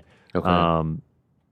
Like if I got close to the office, the 3 stipulations, if I got close to the office, if we could like have fun with it and make content out of it, like make it a series. And 3, and most important, that would like really make me want to do it is if someone did it with me. Like if Rick did it too, or Frankie, or just like anyone did it with me, I would be much more inclined. Frankie, you in? There's no chance. No chance. I thought you were. That was a perfect opportunity for a who me. Oh. Not too late. Too late. Can't do it. Can't do it. I feel like we're working towards something. What it is, I don't know. What are we all going to do a charity boxing match? No. It has to be we're all in on you someone. versus the Cobra? No, bro, he would kick my ass. Hey, yeah. Carl. By the way, that's the Good funny to thing. see you. Again, you bring him up again. That is the funny. This is the guy before the show. Don't bring him up. Don't bring him up. And I can't help myself. I can't help myself. You know I can't help myself. People think that I want to fight this guy. Are you out of your mind? Are you out of your fucking mind? Hey, Ariel. Yeah. Thanks for the Dubai chocolate today. Oh, really good. Did you guys like it? Yeah, I had to keep it away because like we'll just eat the whole thing. Really good. Can we get a review? Yeah, nice crunch. Very milky. I was surprised by that. Okay. Do they make a dark chocolate variant? I like the fact that you are going with this voice now. Yeah, I just thought maybe I could distract you from this again. Carl talk. Oh no, it's fine. I think GC was champing at the bit to try the latest craze on the internet, the Dubai chocolate. It's unreal. And I finally remembered to bring it in. It's actually unreal. 2 thumbs up. Can we get a shot of you trying it right now? Yeah, someone hand me some. Yeah, here it is. It's really the best thing. Give me that chocolate bar. Here we go. What is in it? Tell us what's in it. All right, we got Dubai chocolate filled with kataifi and pistachio. Shout out. Which pistachios are just right up my alley. I mean, this is what the people come for. They come for the interviews. They stay to watch us try. I mean, it's a little bit messy. I mean, look, it looks like. Oh yeah. I don't know what it looks like on the inside. You know, like ground up pistachio. All right, here we go. Oh, that's crunch. Wait, was that legit or is that fake? No, this is actually real. Yeah, we're not air frying. It actually sounded. That is quite. It is like the so texture's good, right? great. Love the pistachio. High quality chocolate. How much a bar this size cost? I think like $8. Oh wow, I bought one and it was 12. Okay, maybe it was more. Where do you find it besides Dubai? Like we actually, my son and I went to Dubai on Saturday. We It's so good. Yeah. I could house an entire bar in one sitting. I would walk off the edge of the earth to find this. Wow. Speaking of which, oh, thanks for the Dubai chocolate. We're trying to distract you, and then you bring up. Yeah, then he brings all of you. You can all suck an egg. Here's one from Abe. Hello, Ariel. I know you've been told to stick to MMA, but quick boxing 2-parter. I don't mean to be a Carl Froch and just moan about such an amazing card, but as a Brit, I'm disappointed we're not getting the domestic dust-up of Callum Smith versus Joshua Buatsi. Was that fight always due to be in Riyadh? Secondly, if Fury and Parker both win, do you see the good friends fighting each other? Yes. P.S. I'd honestly love JP to call Froch's bluff and present him with a contract where Froch uses one hand and Froch's purse goes to charity. Much love, your boy. Could you imagine if MVP actually gives him a contract and it states your full purse and all your earnings must go to charity as you continue to claim? We have to state the charity as well. None of this human fund by George Costanza nonsense. And you must fight with one hand tied behind your back, which you also claim. Do you not realize the nonsense being spouted off here? That I don't think would ever be agreed to, but it would be funny. Callum Smith versus Buatsi kind of came out of nowhere. And I just think that it's one of those, this is the gift and the curse. You're going to get the fight. And these are guys who, maybe you wouldn't have fought, but you're also, you're going to get it in Riyadh and not in the UK. And perhaps that could have been a fight that maybe would have headlined a smaller Matchroom show or boxer show. But nevertheless. Here's Jimmy. Hi, Ariel. I'm back from my trip from the DMZ in Korea, if you remember. Thank God. He's all good. By the way, yesterday on the show, Pete C broke the news that they had declared martial law, but then afterwards he said that had been cleared up. just in case you were following it. I got out of there 2 days before South Korea went mad, back in New Jersey now, currently close to getting an internship at NASA as part of their engineering program. Have any tips from you and the boys on standing out for a position that's filled with competition? I mean, go in there, confident, know your stuff, firm handshake, look in their eyes, present yourself in a professional way, get dressed up, do your thing. Be a pro, be a mensch. Did he say NASA? Yeah. Impressive guy, right? That's super impressive. Yeah. Never mind. What? Why are you laughing? I'm just saying, NASA, that's just pretty intense. You'll probably need to have a lot of knowledge about science and the shape of planets and that sort of thing. So you want to just brush up on that, and then you'll be good to go. I mean, I'm assuming that he kind of lives and breathes this world. But nevertheless, I think if you're confident, if you're up to speed, if you're professional, if you show up and you're put together nicely and you shake hands, you believe in yourself, good things will happen. Perhaps it doesn't work out this time, but you keep that grind. You don't get too down on yourself. You don't lick your wounds and feel sorry for yourself. There are going to be roadblocks. There are going to be people who doubt you, who want to dismiss you. You keep fighting. You keep showing up. 80% of success is just showing up, in my opinion. Great things will happen. HG Spike, yo, Ariel and crew. This next question is just for Rick for absolutely no reason. Rick, would you rather have a realistic tattoo of your own face on your forehead or 15 tattoos of Shrek all over your body? You have to choose one. Thank you in advance for taking this seriously. Seems like another easy one, if you ask me. Yeah, give me the body all day. Yeah, of course. People love Shrek too. Yeah. I mean, but it's not also just Shrek like, 2, also Shrek 1 and 3, but people just love Shrek, period. He's a fan favorite, and also forehead. I mean, remember back in the day when KD only had tattoos like where the jersey was? Do you remember that whole thing? Kevin Durant? Kevin Durant didn't have tattoos on his arm, and he only had the tattoos like where his jersey would be. Yeah. Seems like kind of the same thing. Yeah, plus like the Shrek's a great conversation starter. The forehead is like, what are you doing, man? That's 2 in a row that were just way too easy from this guy. Yeah, you got to be. I mean, if you're going to go this route. Would you rather have arms with no elbows, so they're just straight and you can't do anything about it, or legs with no knees? Legs with no knees? But like, what do you mean? Does it cut off at the knees? No. You just can't bend like where your knees are to bend. You just have straight legs. You can't bend your legs. Walking like you have stilts on. I'm going legs with no knees because then I would just go in a wheelchair. Yeah, I guess like so. If you couldn't bend your arms, like you couldn't eat, you couldn't drink. Yeah, that's annoying. But in the wheelchair, like your legs would just be extended out. You're done. Yeah. Yeah, that's annoying. Yeah, legs with no knees. Here's one from YFG94. Hello, gents. I would love your input. I grew up mainly and primarily watching European football, 13 minutes away from kickoff. Manchester United fan due to the fact that my older brother was a fan as well, and me looking up to him, I became a fan. And yes, I know what you're thinking. They are definitely beating Forest on Saturday. We'll see. Now, in the past, I've never really kept up with any other sports, basketball, football, baseball, until recently. The thing is, I haven't chosen a football team, American football team, to root for. So I present to you the following. Root for the 49ers, as it was my older brother's team growing up. I mean, did you see the Sunday night game? Root for the Cowboys, because when I was young child, my dad had bought me a cowboy beanie and had my name engraved in the back, and it's something I low-key cherish. Plus, it's my wife's favorite team. I mean, I get the sentimental feelings, but Cowboys suck. The Buffalo Bills, partly because of me following the show, and the other part, they're pretty damn good. You know yourself, YFG94. The Chargers, because that's who I low-key rooted for when I was in 8th grade, but really only choose them to have a response for when my friends would ask me. But I did know Antonio Gates, Phillip Rivers, and LaDainian Tomlinson from playing NFL Street and Street 2 on PS2 days. Played NBA Street as well. Fun times. Any input? I mean, it's right there. There's your answer, bro. You have a generational quarterback with a generational arm, an incredible fan base. The apple of the NFL's eye. Everyone loves Bills Mafia. It's easy. Come on. Ian from Wigan. So sorry to hear about Rick's varicose veins. Hope he feels better. Can we get Ariel, Rick, GC, Frank, and Pizzi's Desert Island fights?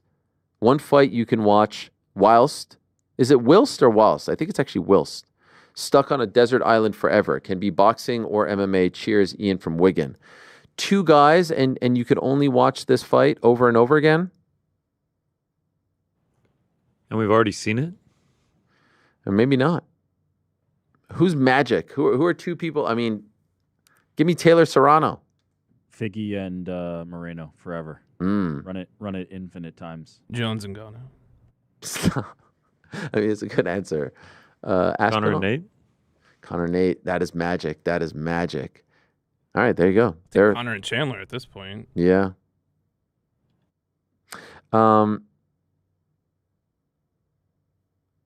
Another question about the Spotify situation, but we've already addressed that, getting the video up. While we're on that subject, though, there was a super chat where someone wanted to point out, I think we actually have it up here on the screen. Okay. Spotify Wrapped is out this year, and what I could say, AH and the gang are in 3 of my top 5 pods for 2024. Here's to being number 1 in 2025. Love a good Spotify Wrapped page or picture. And shout out to Volvo as well. His logo was a Volvo. You ever owned one? Currently do. Sick. Don't own, lease. That's the best way to do it, yeah. All right, thanks. Then you get tired of it after 3 years. I'm very excited about the Volkswagen ID. Have you guys seen this? The new version of that? Have you seen it? I haven't, no. They're bringing it back. It's a little modernized. It doesn't quite have the old school charm of this guy right here. Fully electric. I'm intrigued. I like it. Same color scheme, like the white on top and the color on the bottom, funky colors. Very intrigued. More aerodynamic, I'm sure. Yeah, it's just a little more like this. It's like a little rounder, a little more modernized, but it's probably the closest I can get to it. So I'm intrigued. I'm intrigued, Frank. That is not a Volvo. That is a Volkswagen, but I am intrigued. Alana, hey, Ariel. As a Raptors fan from Toronto, OG was my favorite player, and I was so sad to see. By the way, how about the lack of MMA questions this week? I thought we're supposed to just stick to MMA. I love it, by the way, just for the record. With RJ playing so well, I'm not mad at the trade anymore. Now that the time has passed, I wanted to know what your current thoughts on that RJ and IQ trade are, and if you're happy with the trade for Cat as well. Did you see the game last night, fellas? I mean, the Knicks of New York are playing spectacularly. Some home cooking the last 2 days. 40-plus points. They beat the, or maybe it was like 35, Pelicans on Sunday, and then just absolutely demolished the Magic yesterday. And they were vibing. They were rolling. Mikal Bridges on fire. Cat on fire. They may have three All-Stars by the time February rolls around. JB, OG, who's been phenomenal, and Cat. So yes, over the moon. Was sad to see RJ and IQ go. Love the OG trade. Love Precious. Hopefully he comes back soon. Cat trade has been phenomenal. Sad to see Dante go. Julius, I think it was time. IQ I thought would be better, if I'm being honest, in Toronto, but RJ's killing it. Fellow Canadian. Much love. I can't hate. All right, where's let me get a here's a fun one. Yonan. Ariel, I'm a massive fan, but bro, why are you so sensitive? That's an interesting one. Am I sensitive? I mean, I do admit that I am somewhat sensitive when it comes to, like, watching movies and crying and seeing photos that make me emotional and all that stuff. But, when I used to subscribe to a theory when someone takes shots at you and tries to discredit you that you just kind of take the high road. And then I was like, I'm kind of tired of that. And so why is it when someone takes shots and makes it personal and calls you names, which I've never done, about Flat Earth Frotch, why is it that when I respond, I'm the sensitive one? Why is that? That feels like a double standard, no? I don't think you were being sensitive to me. Thank you, Frank. Appreciate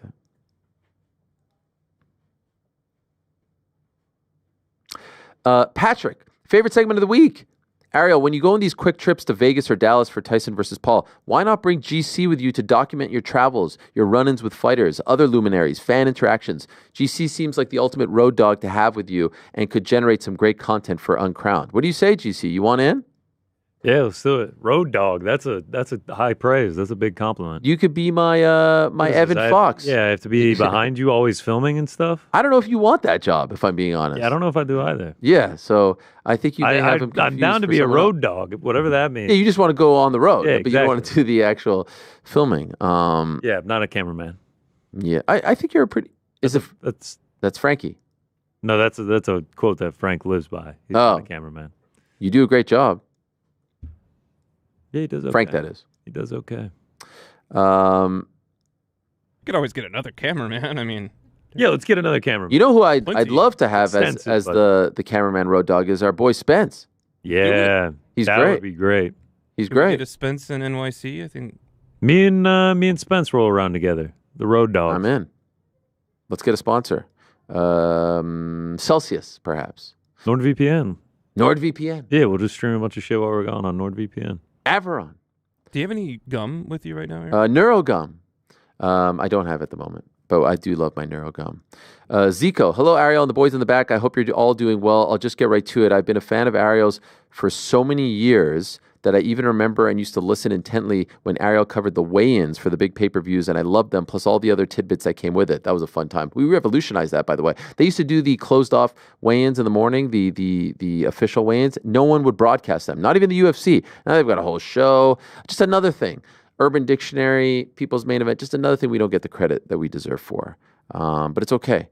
When the book is written, it shall be noted. Anyway, is there any chance these will ever make a return? I miss them so much, and it's clear the upcoming card could be bigger, but I wanted to see if this will ever come back. Probably not. I mean, that's a big thing. You have to get all the factoids, and you have to be on the air for 2+ hours. You know, why doesn't someone else try to do it? It was fun while it lasted, but we evolve, and my duties are a little bit different now. Santana, hello, Ariel. Greetings from Panama. The country, not Florida. Quick question. How did the resolution go between the two GOATs, Oliver and Walter, after the Thanksgiving kerfuffle? Will we get an Ariel Helwani individual interview, a face-to-face, a split-screen interview? We need to know what is next in the Helwani bloodline story. The beautiful thing about my kids, and you know, sometimes I used to lament the fact that they share a room, but I think it has actually made them a lot closer, the boys, as they have grown up. They fight, and then they get over it within a second. And they only started fighting recently. Like they're really, we've been very lucky as far as the fighting is concerned. They're very different personalities, but they don't they'll fight and then 3 minutes later it's over. I asked them, by the way, about. I said, I was ethering this guy, Flat Earth Frotch, and I called him. I said, bro thinks he's the main character. And I said, he's just an NPC in this world. All right. And I was like, what'd you guys think? Did I nail it? Did I nail it? They're like, why'd you have to say in this world? You ruined it. It's not in this world. You just say he's just NPC. You don't say so. Have they told you what NPC stands for? Yes. What is it? Non-playable character. Come on, bro. Proud of them. Yeah. Oh, they know all this stuff. Them's my boys.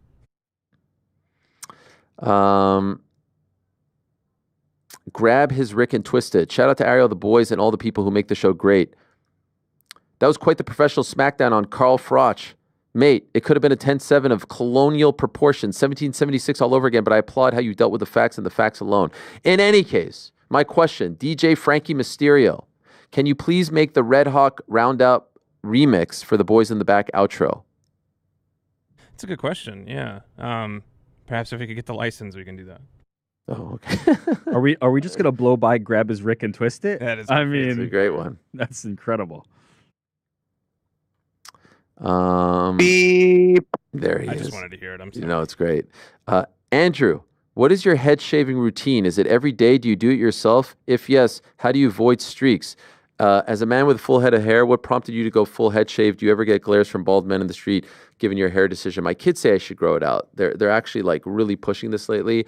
I usually do it on Sundays, and actually last week my razor fell, and I didn't realize that anything happened to it, and then all of a sudden on Sunday I was cutting, and it was scraping my head, and I was like, why does this hurt so much? And it was because the razor was loose, so I ended up cutting my neck, and cutting my top of my head and stuff because I was trying to go so delicately because the razor was loose, so I had to buy a new one this week. In any event, I do it every Sunday. I used to do it every Tuesday. I used to go to a barber. I just, during COVID, couldn't and got used to doing it myself at any random hour as opposed to making an appointment.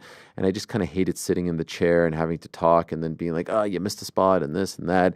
They probably could do, I don't do the beard that great. I think I do it good enough.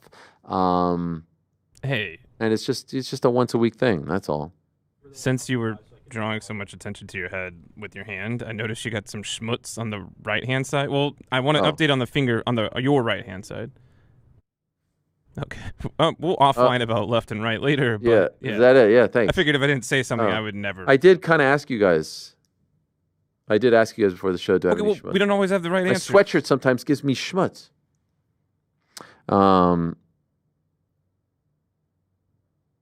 Oh, Samuel, could we get a moderator back? We are given the opportunity to ask someone who has so much insight and behind-the-scenes information surrounding MMA, but On the Nose has now become a place where people have ridiculous, unrelated questions. Who cares if New York Rick would rather be an invisible dog or whatever? Anyway, any news on Dominic Cruz coming back? But does anyone want to be a moderator? I would be more. I'm just going blind here, and I've answered 20 questions already. I'm just totally going blind. I think this is the person that's been asking those questions, and they're just setting themselves up. Anyway, if someone wants to raise their hand like Spencer did back in the day for the social stuff, I would be happy. Like we had moderator Lewis back in the day, but I'm just going blind. Everyone back there is very busy, so I'm trying my best here. I'm trying my best. Dominic, I did reach out to. I did speak to him. Nothing's set yet. Let's see. I'm totally down with the idea of him fighting Henry Cejudo. I love that. All right, we'll put a pin in it. Maybe answer a few more.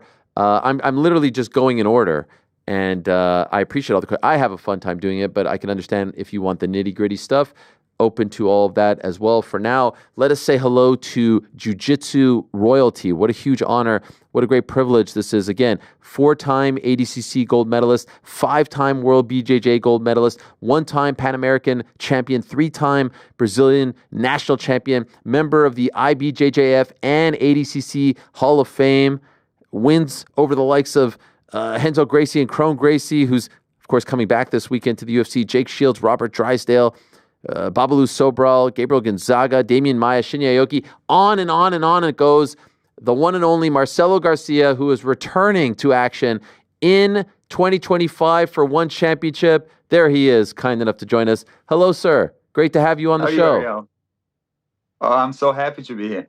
It's a great pleasure and honor, and nice to speak to a fellow New Yorker, if you will, an adopted New Yorker. You've done such great things for the community here in New York, and I know you recently, I think you either opened or are opening a gym in Hawaii, right? Yes, I'm living Hawaii for the last 2 years. Okay, well, there you are, and I don't blame you. It's a much better life out there. The weather is tremendous, so well done. You announced in November that you are going to be competing for one. You're turning 42 in January. Why come back to active competition? Oh, I don't know if people know, but I never retired, so I just took a time off. I was competing, and I felt I want to focus in my gym, focus on my students, and I did that. And in that meantime, I have my kids, and then I felt like life went upside down, you know what I mean? Once my kids was born, and then I took so much time be around them, and now they're getting old. I feel like they're going to be happy to see their dad go compete, and I don't want to miss the opportunity. I don't wait to me get any older, so obviously we're not getting any younger, you know. So I feel like the time is now, since I still have that feeling, you know. How old are your kids? 9 and 11. Okay, so they know who you are. They know what you've done, and they've never seen you. Like they don't have any recollection of you competing, right? Yeah, but that's what is fun, you know. I mean, like now they understand what I'm doing. They understand that I'm not just like their dad making the dish, you know what I mean, clean their stuff, you know what I mean. And I feel like there's a lot that they can learn, watch me compete, you know, because, you know, win or lose, I feel like they can learn based on like how it might behave, you know what I mean? Sure. On those circumstances, you know. Do they train in jiu-jitsu? They just started, yo. Since I just opened the gym over here, and we didn't have kids program before in New York. Now we have like a beautiful kids program over there. So they just started in New York, and then we moved to Hawaii. And now, since I just opened the gym over here, they just started over here. So they're brand new, white belt. And by the way, why did you move to Hawaii? I was during the pandemic. New York was shut down. My gym was completely shut down over a year. And I felt like that was the best thing I could do. My kids have a little bit of like a normal life during the pandemic, since the numbers of, COVID was so low. And then when everything started opening up, I was like, okay, I need to go back to New York. That was always like my plan. Things start opening up. I need to go back there to try save the gym. And we did that, and we kept our space. And obviously, like I bring my kids with me, and then after a year, they didn't get used to the city, they didn't get used to the school, and they were like, okay, we're going back, and then we came back to Hawaii. Wow. Long story short. Yeah, no, I totally understand. Was that a scary time for you to be in the heart of New York and the business close with no end in sight? Oh yeah, it was a lot. It was a lot to process. Like my kids, especially my daughter, she was considered like a high risk. For the virus that nobody know what's going on. So that was pretty scary. And then obviously like the business way, to make a leave of something that like we couldn't even get close to each other. It was really scary, but nothing much scared than all the stuff that we kind of go through life. Sure, and you would know, you beat stomach cancer in 2023. How was that experience? How scary was that? And how are you feeling now? Oh, feeling great. When people ask me about I almost forgot all the symptoms, from the treatment. I pretty much almost forget, and I try hard to just don't remember that, but it feels like a pretty much like a heal. I know we can only say we cure after 5 years, but my first 2 years is very important to hit that mark. I'm really looking for that. But I gotta say, it's kind of like a weird to face like a death. That's kind of what I felt. And now you're in the clear, cancer free. Yes, cancer free for a year and a half. Amazing, congratulations, that's incredible, and I hope it remains that way, and you live a very long and healthy life. How did the deal with One Championship come about? Did they reach out to you, or did you reach out to them? Oh yeah, people's being reach out for me a lot, and I felt like every grappling organization have reached out, and some people that I know, some friends, and lucky is a very close friend of mine who organized managed the grappling, who is Léo Vieira. So he was able to just kind of get close to me, and then I felt captivated by the propose. I felt like they understand my situation, that I'm coming back, So I feel very happy with the One Championship. Everything just matched, and I feel like it was the right time. I don't think there's a perfect time. I feel like if I was keep looking, waiting for the perfect time, it would be too late. So I feel like it was just the right time. You know what I mean? Okay, and so as of right now, neither one nor yourself have announced who you'll be competing against, and I do believe that you are ready to make that announcement, right? I believe. I thought you already know. No, well, I know in advance, but I want to give the floor to you. I'm going to compete against Imanari. Yes, the MMA legend. Yes, Masakazu Imanari, the creator of the Imanari roll. Yes. Leg lock attacks. Yes, and when is this going down? January 24 in Thailand. One of the places that I would wish to be. Okay. To visit. And what will be the rules? Will it be gi or no gi? No gi for sure. And just grappling. Just grappling, and what kind of time? 10 minutes round, I believe. Just one round? Yes. And how did we? Because I saw one was asking, will it be this person? Will it be that? Shinya Aoki, Cade Rotolo, other names like that. How did we end up with the legend Imanari? It was definitely supposed to be Shinya Aoki, But wow. I guess we took a long time to organize the contract, to go over all the stuff, And he ended up signing up with another opponent, So I end up now facing Imanari. So I believe it's going to be a good fight. And so how do you feel about that? Like when it ended up being Imanari, how did you feel about that? I don't know. Just from the names that I guess you mentioned before, that I compete before, I never really choose opponent. Yeah. I never a base to go compete on who I was going to compete. And even my training was never based on my opponent. I just based my training like to go compete against the best one. So I never really thought about my opponent. Now obviously like, now I have a name, so now I know who I can focus to, but it was never really much about the opponent. I just feel like I just want to have that feeling to just be out there again.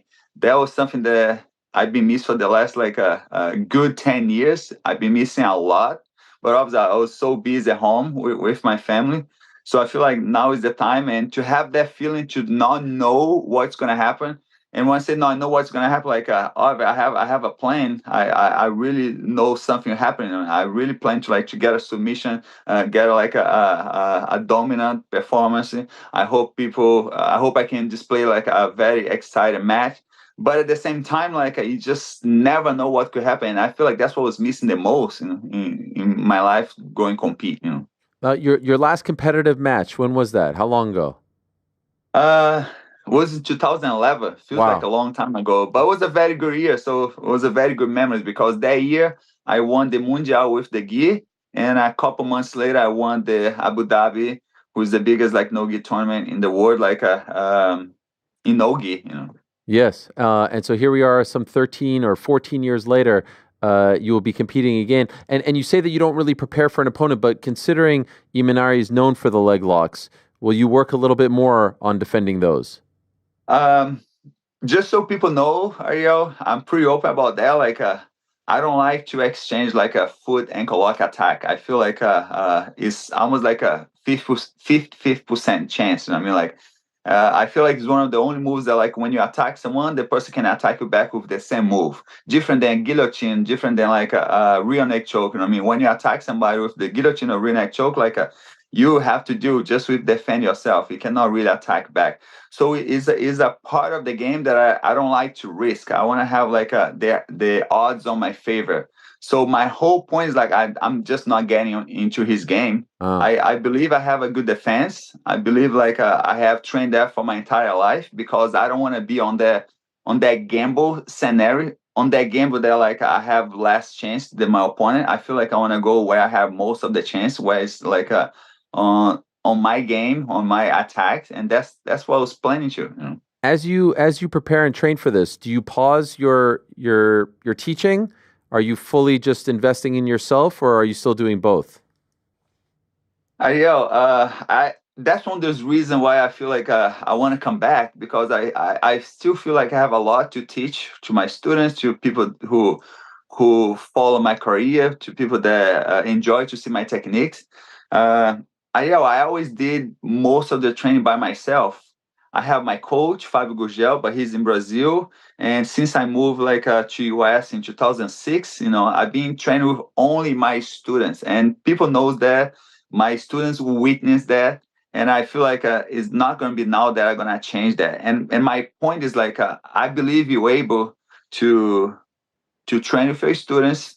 I believe you're able to continue to teach, because a big part of my techniques, I believe like those results that you mentioned before, they came because I was always like exposed to teach every day. I feel like it's a big part of my learn process. If I'm teaching, I'm teaching because like I'm constantly discussing with my students, like during class, before class, after class. So that makes me think, that makes me like a better competitor. I'm not saying it's easy, but I feel like that's what I did my entire life, preparing to those big tournaments.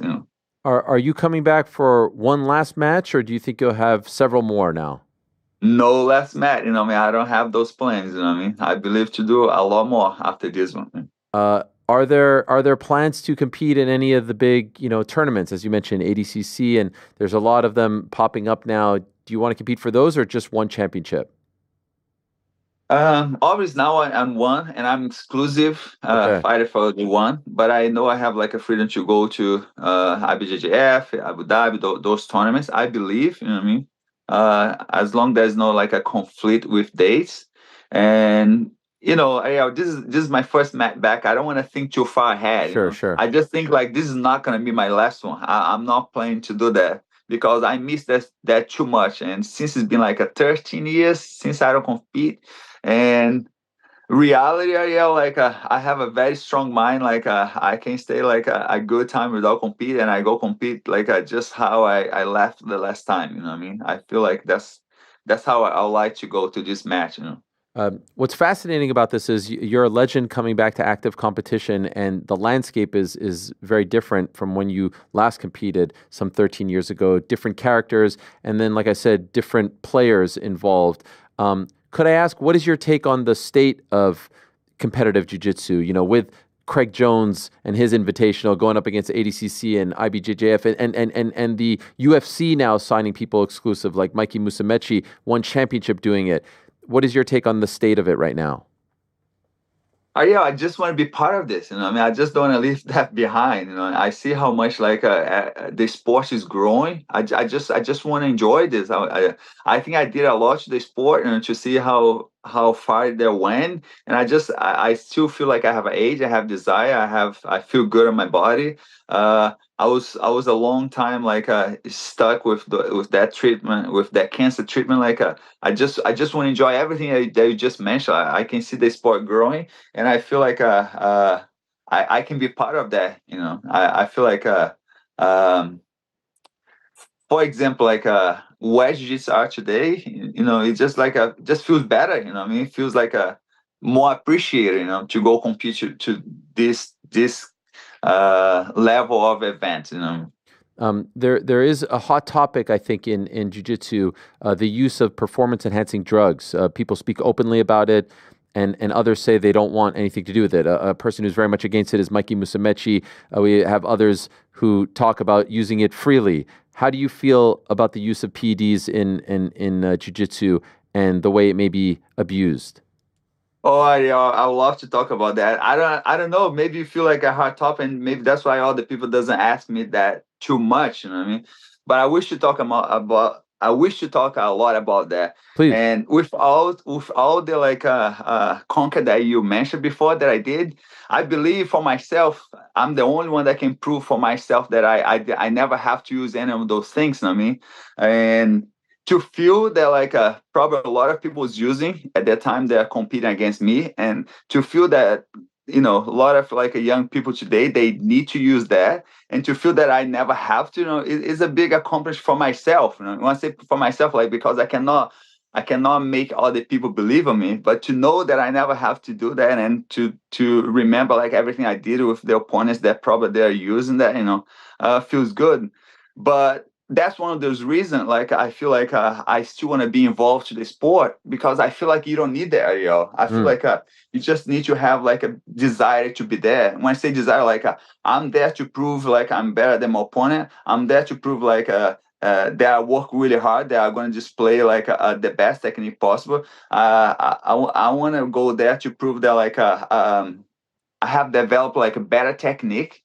I'm there to prove, to show to people that watch, they're like I have a very refined technique, so I don't need like those people. It's been quite like a gears, you know what I mean? They just like you know, they put extra gears, you know what I mean? I never need that, so I'm still here to prove that I don't need that now, you know? Do you think it is a problem in the sport? Do you think it is being used too much? I'm sorry, Al, but I think it's a problem. I don't think, like for example, look how frustrated I am, you know. I grew up with a lot of people use around me. I see people use that around me, and I was lucky to nobody ever told me I need to use that. You know what I'm trying to say. Like my coach, everybody knew that I was big, I was strong. That nobody never told me to even use that. So I was lucky that, and I never felt like I need that either, because I thought I was a big kid. Today I'm not a big kid anymore. Today I'm a small adult, and based on all my results, I feel like I don't need that. But at the same time, Ariel, like growing up, you know, I was in the gym all day. I was not much like in school, but people was telling me like, you got to be careful with that, because you can. I remember clear, like, you can get cancer. You know what I mean? If you use like hormone stuff like that. That's something that somebody mentioned to me, and that also like scared me. You know what I mean? Because I lost my mom by cancer, and I always felt like, oh, I just don't want to do that. Like, why are you gonna gamble with my life? You know, I feel like I have a beautiful life. I just don't want to risk that. And look what happened. Like, I believe I never use. I don't think like no one will never gonna know for sure. I'm the only one that I know for myself. And look, I'm end up like dealing with like dealing with cancer. You know what I mean? And I wish like nobody have to go through what I went through.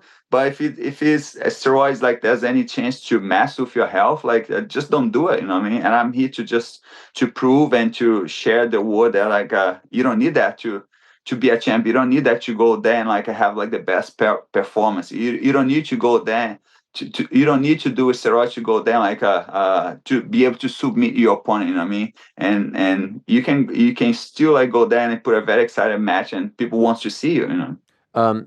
Could I ask, who do you think is the number one right now in jiu-jitsu? Who is the top dog? Who's the best in the world at the moment?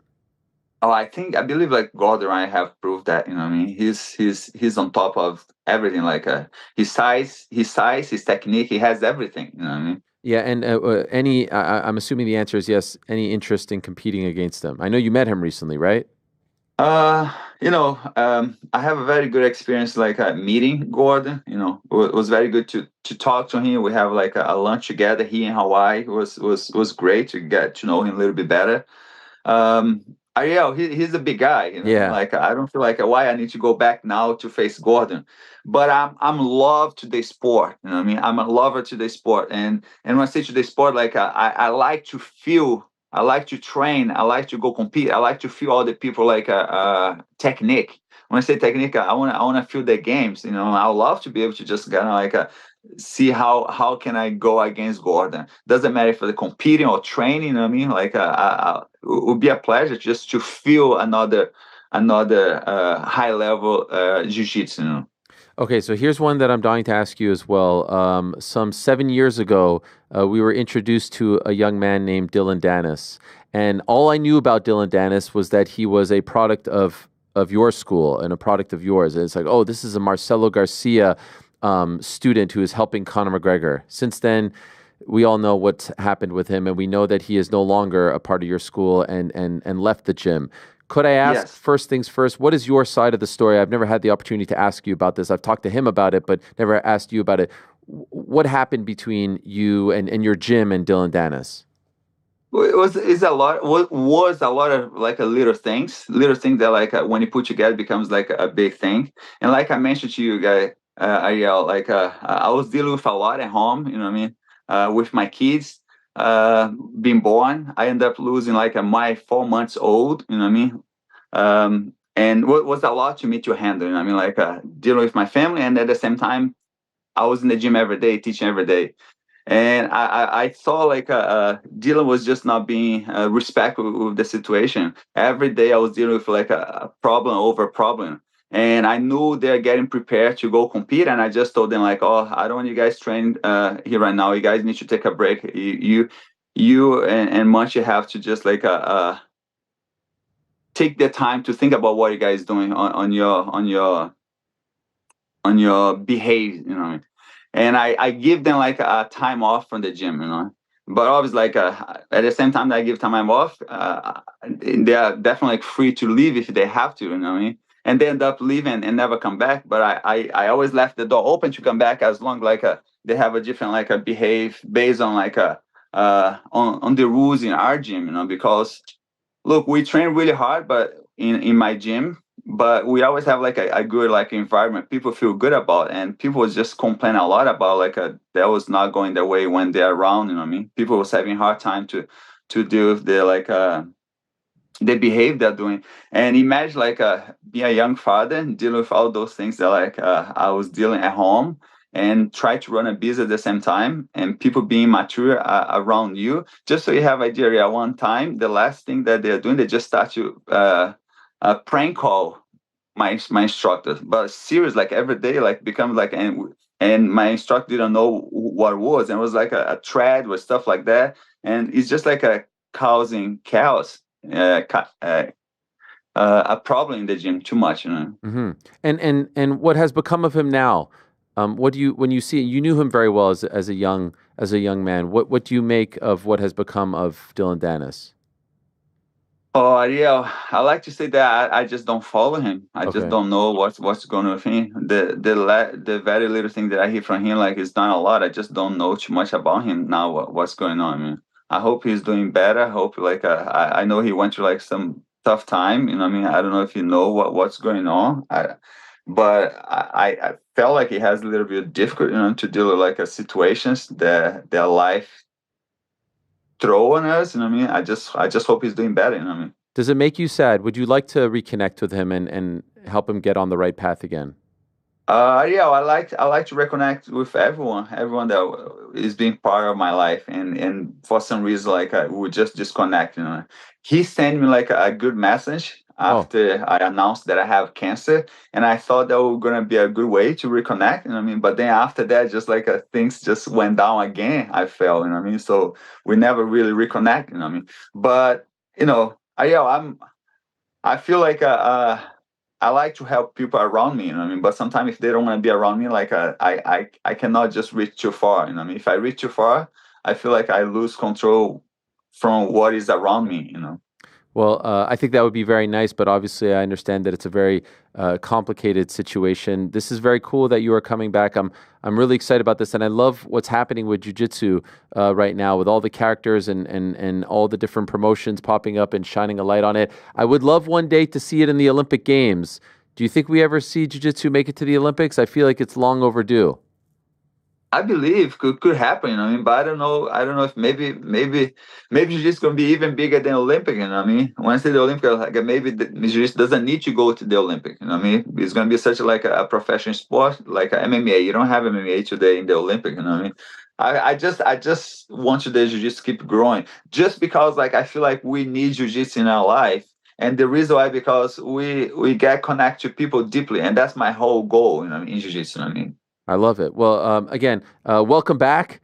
Good luck. Thank you for coming on and breaking the news. And we will be watching, looking forward to it very much. And again, congratulations on beating cancer. There's the poster right there. Friday, January 24th. Garcia against Imanari. Legends. What a pleasure. 170 going down in Thailand. The legend Marcelo Garcia joining us. Thank you so much for the time, and good luck to you next month. Thank you, Ariel. All right, there he is, the great Marcelo Garcia. I mean, that is royalty, my friends, absolute royalty, and beautiful stuff. Really, really appreciate him coming on and breaking that news. Again, it's 170 on Friday, January 24th at the Impact Arena in Bangkok, Thailand. It starts at 7:30 a.m. Eastern Time, available on watch.onefc.com and the One YouTube channel. It is Masakazu Imanari in an open weight submission grappling bout. Marcelo Garcia cannot exceed over 175 pounds. He is returning, as he said, for the first time since 2011. Superlek on the card, Fabricio Andrade on the card as well, Superbon on the card as well. Friday, December 6th, that's this Friday at 8 p.m. Eastern on Prime Video. One is back. Christian Lee returning to defend his lightweight MMA title. Danielle Kelly looking to reclaim her atomweight submission grappling title. And interim strawweight MMA champ Jared Brooks moving up to flyweight to face Reese McLaren with his eyes on the second belt now that DJ has retired. So that's this Friday. Of course, we know about UFC 310 this Saturday. In addition to UFC 310, we also have a huge Glory event this Saturday as well, December 7th. The king of kickboxing, Rico Verhoeven, is returning, and they put out a great promo for that event. I love it. I love this promo. We do have it for you guys. Take a look at this. This is for Glory's massive event this Saturday.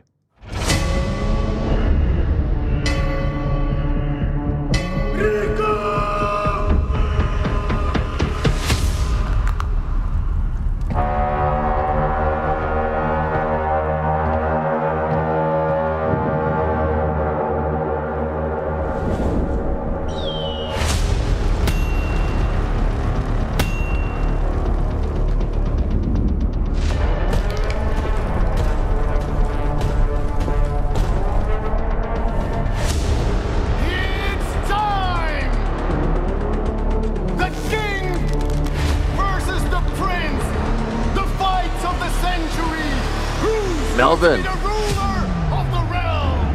This is great stuff. Collision 7. The King versus the Prince. Glory Collision 7 this Saturday from the Geldome, the football stadium. 25,000 fans expected. The face of Glory Kickboxing, Rico Verhoeven, anytime he fights. I am watching. It's available for free on Bally Live and Stadium across the United States and Canada. Prelims at 11 a.m. Eastern. Main card at 1 p.m. Eastern. The king of kickboxing, Rico Verhoeven, 64-10, 21 knockouts, defending his Glory heavyweight title against the Prince, Levi Reitgers. And there's a history there. Levi almost defeated Rico back in March, almost KO'd him in the heavyweight Grand Prix final, but Rico came back and was able to survive. It was a great scene. It was great drama, and now they're running it back. Obviously not part of a Grand Prix. It's just Rico defending his title. 25 fights in Glory. This will be his 12th title defense. That's this Saturday, Glory 7. So you've got one on Friday, you've got Glory on Saturday afternoon, and then, of course, the big one, UFC 310 on Saturday as well. And you've got Shavkat Rakhmonov versus Ian Machado Garry, which in my opinion is the people's main event, the most intriguing fight on this card, the one that is stealing all the headlines, creating all the buzz. Two former teammates going toe-to-toe with a number one contender ticket on the line. Shavkat had it. Bilal got hurt. He's taking this fight, 5-round co-main event. The man who will be guiding him, who's been in his corner, the head man over at Killcliff FC in South Florida, is Henri Hooft. Speaking of Dutch kickboxers, we've got the great coach Henri Hooft joining us right now to talk about it all. And he's in Las Vegas. Thank you so much, Coach. How are you, sir? How are you, Ariel? Everything good here, man. Vegas is Vegas. You know that. Yes. Well, I appreciate you joining us. I know it's very busy over there as you're preparing for this massive showdown. There's a few things that I want to talk to you as it pertains to this fight. First, can I ask, as Shavkat's coach, he had the title fight, and he chose to take the risk of, hey, I'm not going to wait for the injured champion to come back. I'm going to fight co-main event, 5 rounds against a very tough up-and-comer, a rising star, undefeated. Were you in favor of this, or would you have preferred that he wait for the title shot? Well, I mean, Shavkat is a fighter. It's hard for these guys, too. He's from Kazakhstan. He's in America for like 6 weeks to train, and also have a family back home. So the training was going really well. He was prepared for the title fight. And when Bella got hurt and all these other names and all the other fights came up, yeah, we talked about it, of course, but he just wants to fight. He don't want to go back home, Kazakhstan, without a fight. He hasn't fought for a long time already, so there's been a while. So for him, he just wanted to get a fight in, and I think we got a great fight here. Two great fighters, you know. I was thinking about you as the whole situation was playing out, because it was Shavkat, Kamaru Usman, Shavkat, Ian Garry, and you've trained both of those guys as well. You know them. You have relationships with them. And so how do you feel when you're put in these positions, when you have your guy, but also you're cornering him and preparing him to fight someone that you have cornered and trained in the past? Yeah. I mean, you know, the funny thing is I was thinking about that myself. Sometimes you got in these situations. I think we're doing something really good at the gym if we have all these good fighters in the same weight classes. But, you know, you hear these things about people saying like, oh, they got too many people, it's a factory and it's this and that. But the funny thing is the UFC can have 700 athletes. The managers, they can have 300 athletes in every weight class in every gym. But if we have a couple of guys in the same weight class and they fight each other, it's a problem when people talk about it. And, I mean, we're also in the business. I mean, owning a team and paying the bills is not so easy. So the more good fighters we have in the gym on the big cards, the better it is, you know. So the fact is, of course, that you have a relationship with people, you know, but you sometimes have to take the personal stuff out of it. They're all great guys. Kamaru, of course, the champion, our champion. Ian trained, came around the same time as Shavkat, trained there for 6 fights, I think, UFC fights, did really, really well. And Shavkat is here now. We have Vicente Luque in the same weight class, Gilbert Burns in the same weight class. We got so many people in the weight class. So, yeah, they're about to fight each other. And I don't think, as a trainer, of course, you rather fight somebody you don't have in your gym. But if the level is so high, you have so many good fighters, then let these guys fight. You know, they have to make a living. And there's only one champion in that weight class. So that's really the way I think about it, you know. And no personal feelings that we're going to have a really, really good fight Saturday. I know Ian very well, of course, but people know me a little bit now. I'm not a game plan kind of guy. I'm a trainer. I like to train skills. So these guys going to fight, and they're going to fight really well. Can I ask, what was your relationship like with Ian when he was at the gym? Very, very good. I mean, if you go like you win 6 fights together, and he's very young fighter, very talented, a lot of energy. You know, it's a good kid. You know, yeah, he was really, really good, and it was very nice to see all these guys. Also another Jason Jackson, Logan Story, Robbie Lawler, all these guys in the weight class training with each other. It was a great time, you know, and high level sparring, high level drills, learning from each other. So I had a really good relationship with him. Corner work was always very good. Yeah, nothing bad.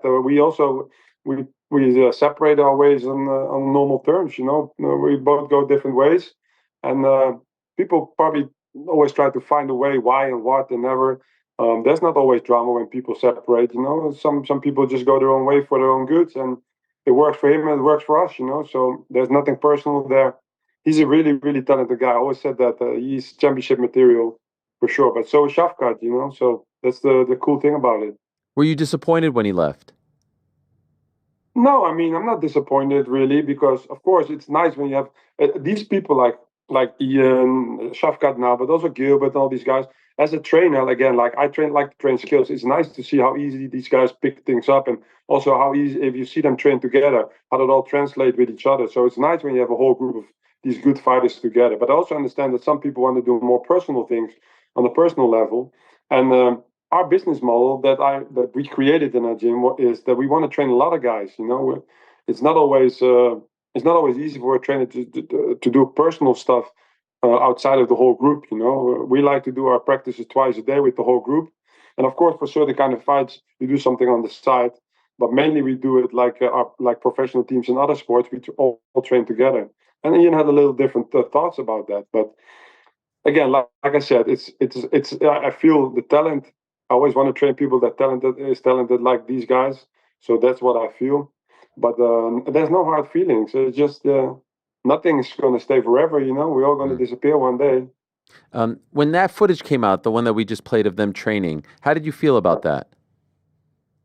I mean, I don't know. Nowadays, you know, I'm already an old man. Yeah. I still look young, but I'm old. Yeah, people put stuff on. Some things sometimes in my gym even I have to tell these guys, hey, take that off. That is not good footage. You know, you don't do that. You don't need to do that. You know, so but it's training, it's sparring, and like Shavkat also said the same thing. You can't really go off that. That is just moving around. There wasn't even sparring. There was just like light movement. So I don't really. It's not a bad thing, but I prefer people just to keep it like to themselves and keep these videos. If you're smart, you keep the video to yourself and you study on it if you want. That I always say to my guys. You can film, but only if it's for your own purpose. If these videos come out, I mean, like I said, the new generation, they do a lot of stuff for the Instagram. So yeah. So the way I was always kind of taught, if you will, and what I subscribed to as an outsider was like everything that happens in the gym stays in the gym, unless it's like promotional stuff. The UFC comes and films for a countdown, etc. People don't talk about sparring. They don't talk about those things. I remember when Michael Bisping and Luke Rockhold had a thing where, they were talking about, oh, I'm the Strikeforce champion now because of our sparring. And so now that it's become this big story leading up to the fight, who got the better of who in sparring. Yesterday, Shavkat saying to us he tapped him, Ian having his take on it and whatnot. It's hard to ignore, and it does make for excitement because they were in the gym together. Could I ask, and you could say whatever you want about it, what could you tell us about their sparring sessions, the limited ones that they had? What were those like? I mean, like I just said before, they're so high-level guys, not only these two guys, but at least 10 of these high-level guys at the same level. That's high-level sparring, you know, and but with a lot of respect. What you just saw, the clip is just moving around. And sometimes, someday, one guy gets the better, someday the other. I always prefer to see sparring as training, of course. I don't mind, as a fighter, I never mind to lose a sparring round or a round to another guy. If I train certain kind of things, maybe defensive stuff, yeah, a guy gets the better hand out of me, but I need to train on some circumstances. So sparring is, you can look at that different ways, you know. So there's people that are getting tapped out in the gym. There's people that are getting knocked out in the gym, and that's not always a good thing, But again, sparring is sparring. It's mimicking the fight, So yeah, I'm not a big fan of all putting that all out there. But again, like everybody nowadays, everywhere is a telephone. You can do nothing outside on the streets or in the gym. It's on the phone, and the more followers they get, the more clicks. And another thing is they also need to sell a fight, because at the end of the day, they work for a promotion. But fighters promote themselves nowadays. They do a very good job at that. So they put everything out there just to make sure that they get seen. And yeah, it's not always the best fighters that get chances. It's also the people that have a lot of followers and everything. So, and I'm not saying that about the Ian or Shavkat or whatever, because they deserve it. But there's a lot of talented guys that don't get chances just because they don't have enough following, or because they won 3 fights on points. They're not attractive for the fans. But I think that's a little crappy. So everybody puts their life on the line. All these fighters, they pay with their health. So. I think we need to respect that a little bit more. Could I ask, Ian has said that Shavkat once told you that Ian would be a future champion. Do you remember this? Yeah, we talked about it in the greatest sense of like championship material, because I think Shavkat told you too, and you must be an idiot not to see that Ian has a lot of talent. He's a talented fighter.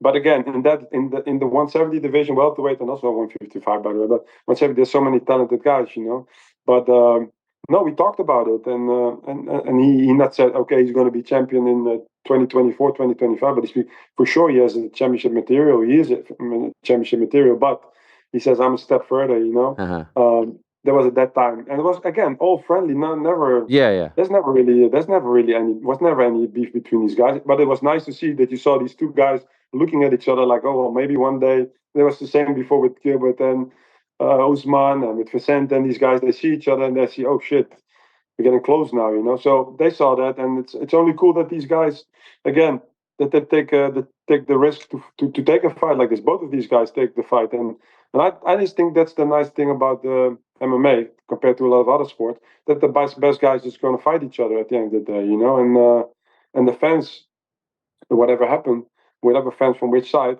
they scored a big ticket because again it's 33-0 these two guys, so it's really cool to see.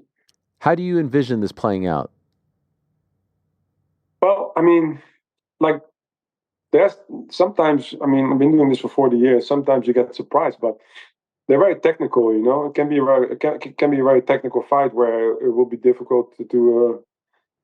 I think the guy who gets the first hands on the guy, he will dictate the tempo of the fight. Both of them have good distance control. Ian is very good footwork wise. Both of them have very good eyes. They have a good fight IQ, I know a lot of people said about Shavkat with Joffney, oh, he got hurt a lot, he got hit a lot. Yeah, he got hit, but he wanted to fight differently. And people also, some people don't know, that fight he fought with a big knee injury. And also, Joffney didn't make weight, was 3 pounds overweight. So that fight was a little different, but he wanted to show a little bit the different side of him. So it can be that Shavkat get the hands on him. It can also be that Ian is very smart on the outside, but Ian can fight everywhere. Shavkat can fight anywhere. I think Shavkat is, of course, think a little bit better on the floor with his wrestling grappling. But again, this is really, really high level guys, So I will 5 rounds. I can't go over all the rounds, but if there's a stoppage, it can go also both ways, So one thing we know that Shavkat is 18-0 with all finishes, So he finishes everybody. So that's the thing that we have to think about. And Ian is just really, really technically, really, really good distance control guy. So I'm sitting front row again, like I just came from Michael Chandler's fight.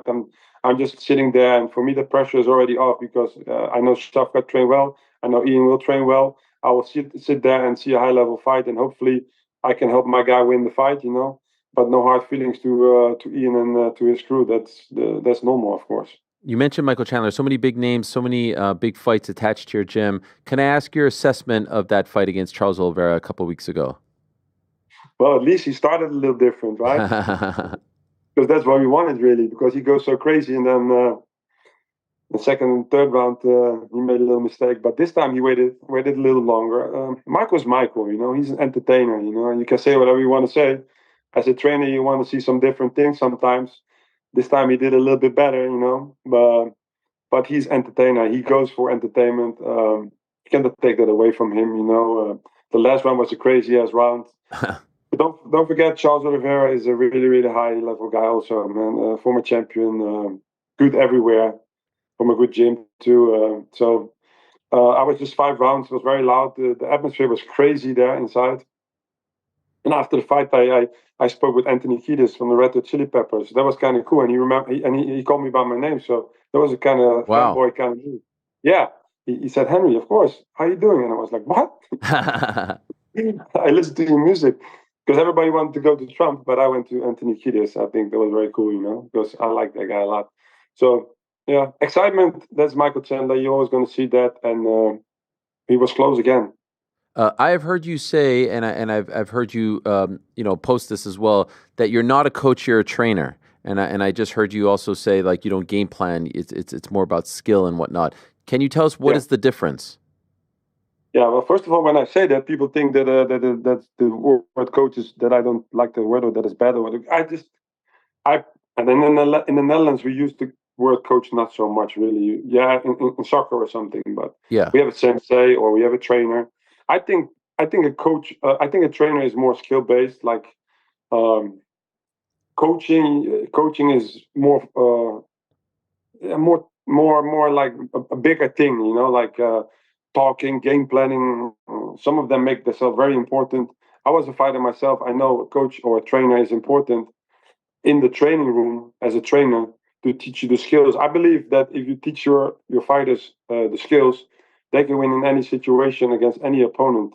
And if you coach too much towards like one fight, or game plan too much for one fight, in MMA fights get scrambled every time. Stuff can go wrong right before the fight. They get a different opponent. So that's why I think the trainer is a better word for that.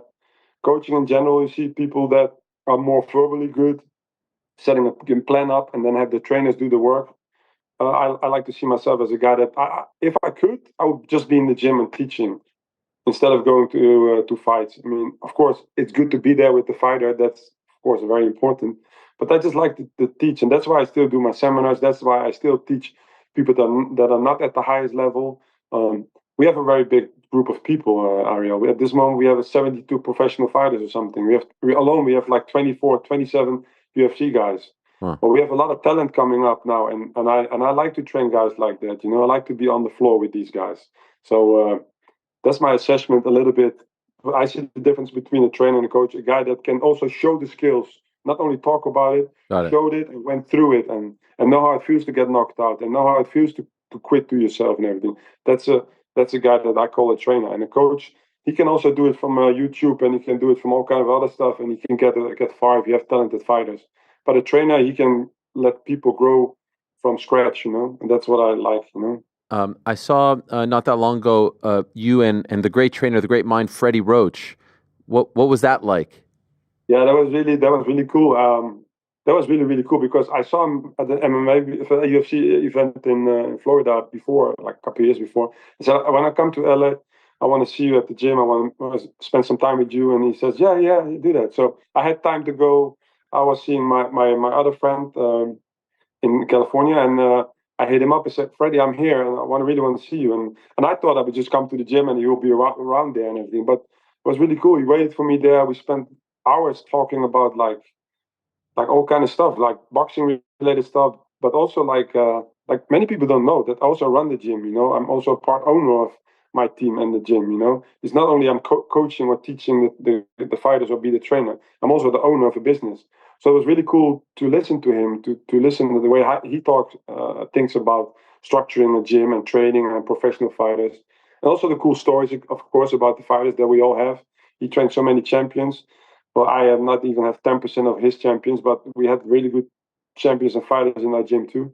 So it was time well spent, really down to earth guy, and simple things about how to throw a hook. After so many years, still cool to listen to the different minds, and and respect, and also cool that he knows about MMA, that he knows about our fighters, that he knows about our sport, that he respects it also. I like that because a lot of other coaches from other combat sports always look down on different kind of sports, but he is not like that.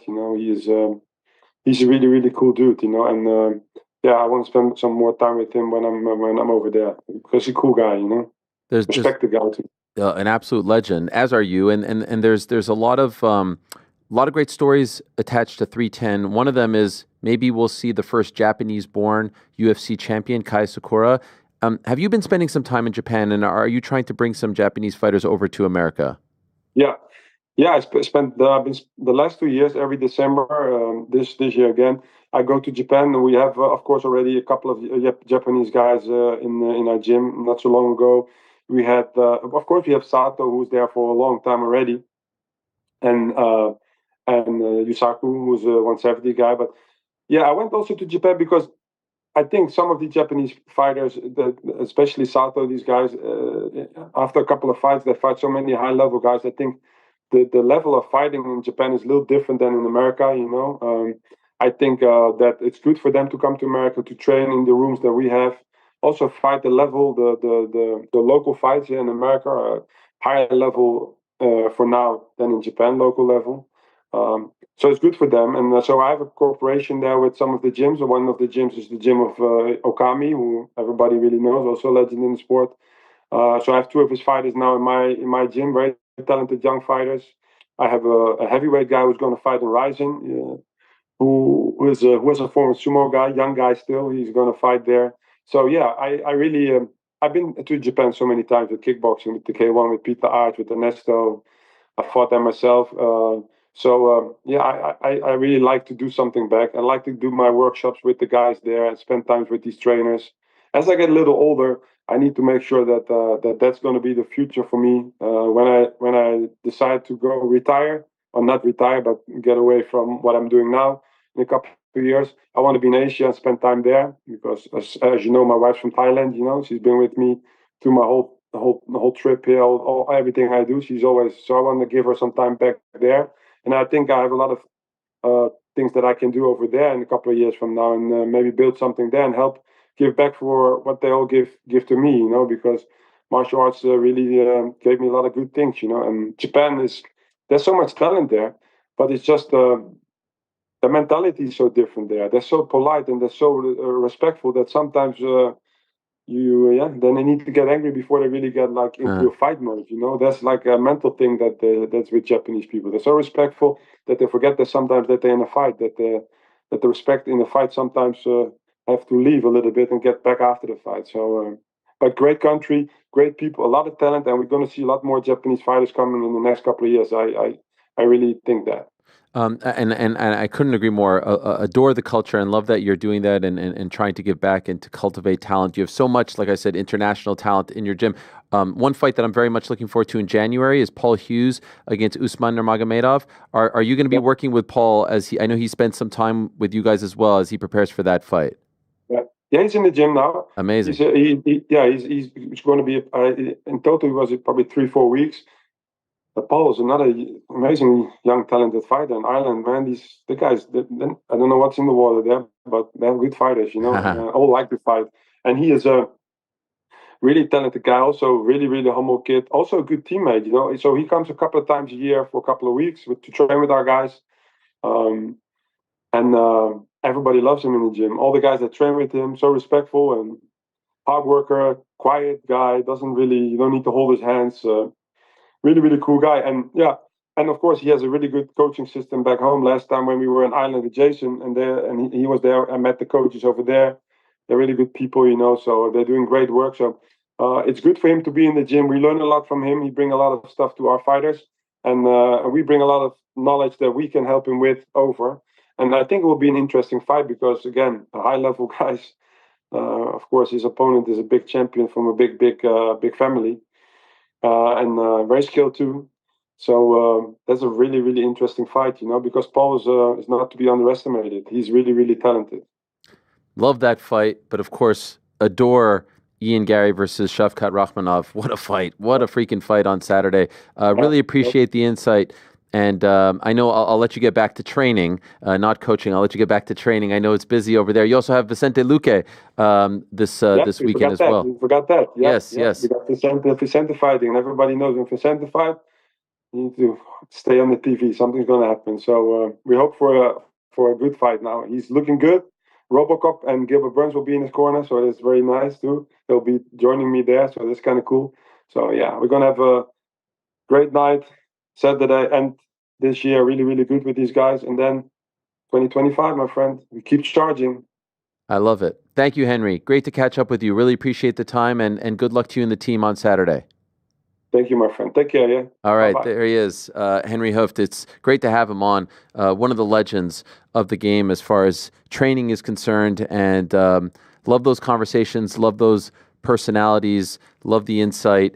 And yeah, I'm sure it's not easy, but he's got his guy now. He's working with him, and to be honest, we've seen this, and I know that he wasn't with Ian for his entire career. He didn't build him up. He said 6 fights he was training out of the gym for, but there was a time where we saw where some coaches would say, or trainers, oh, I used to train this guy, so I'm going to stay out of this one. And not every situation is exactly the same, but I think this is fine. Someone moves on.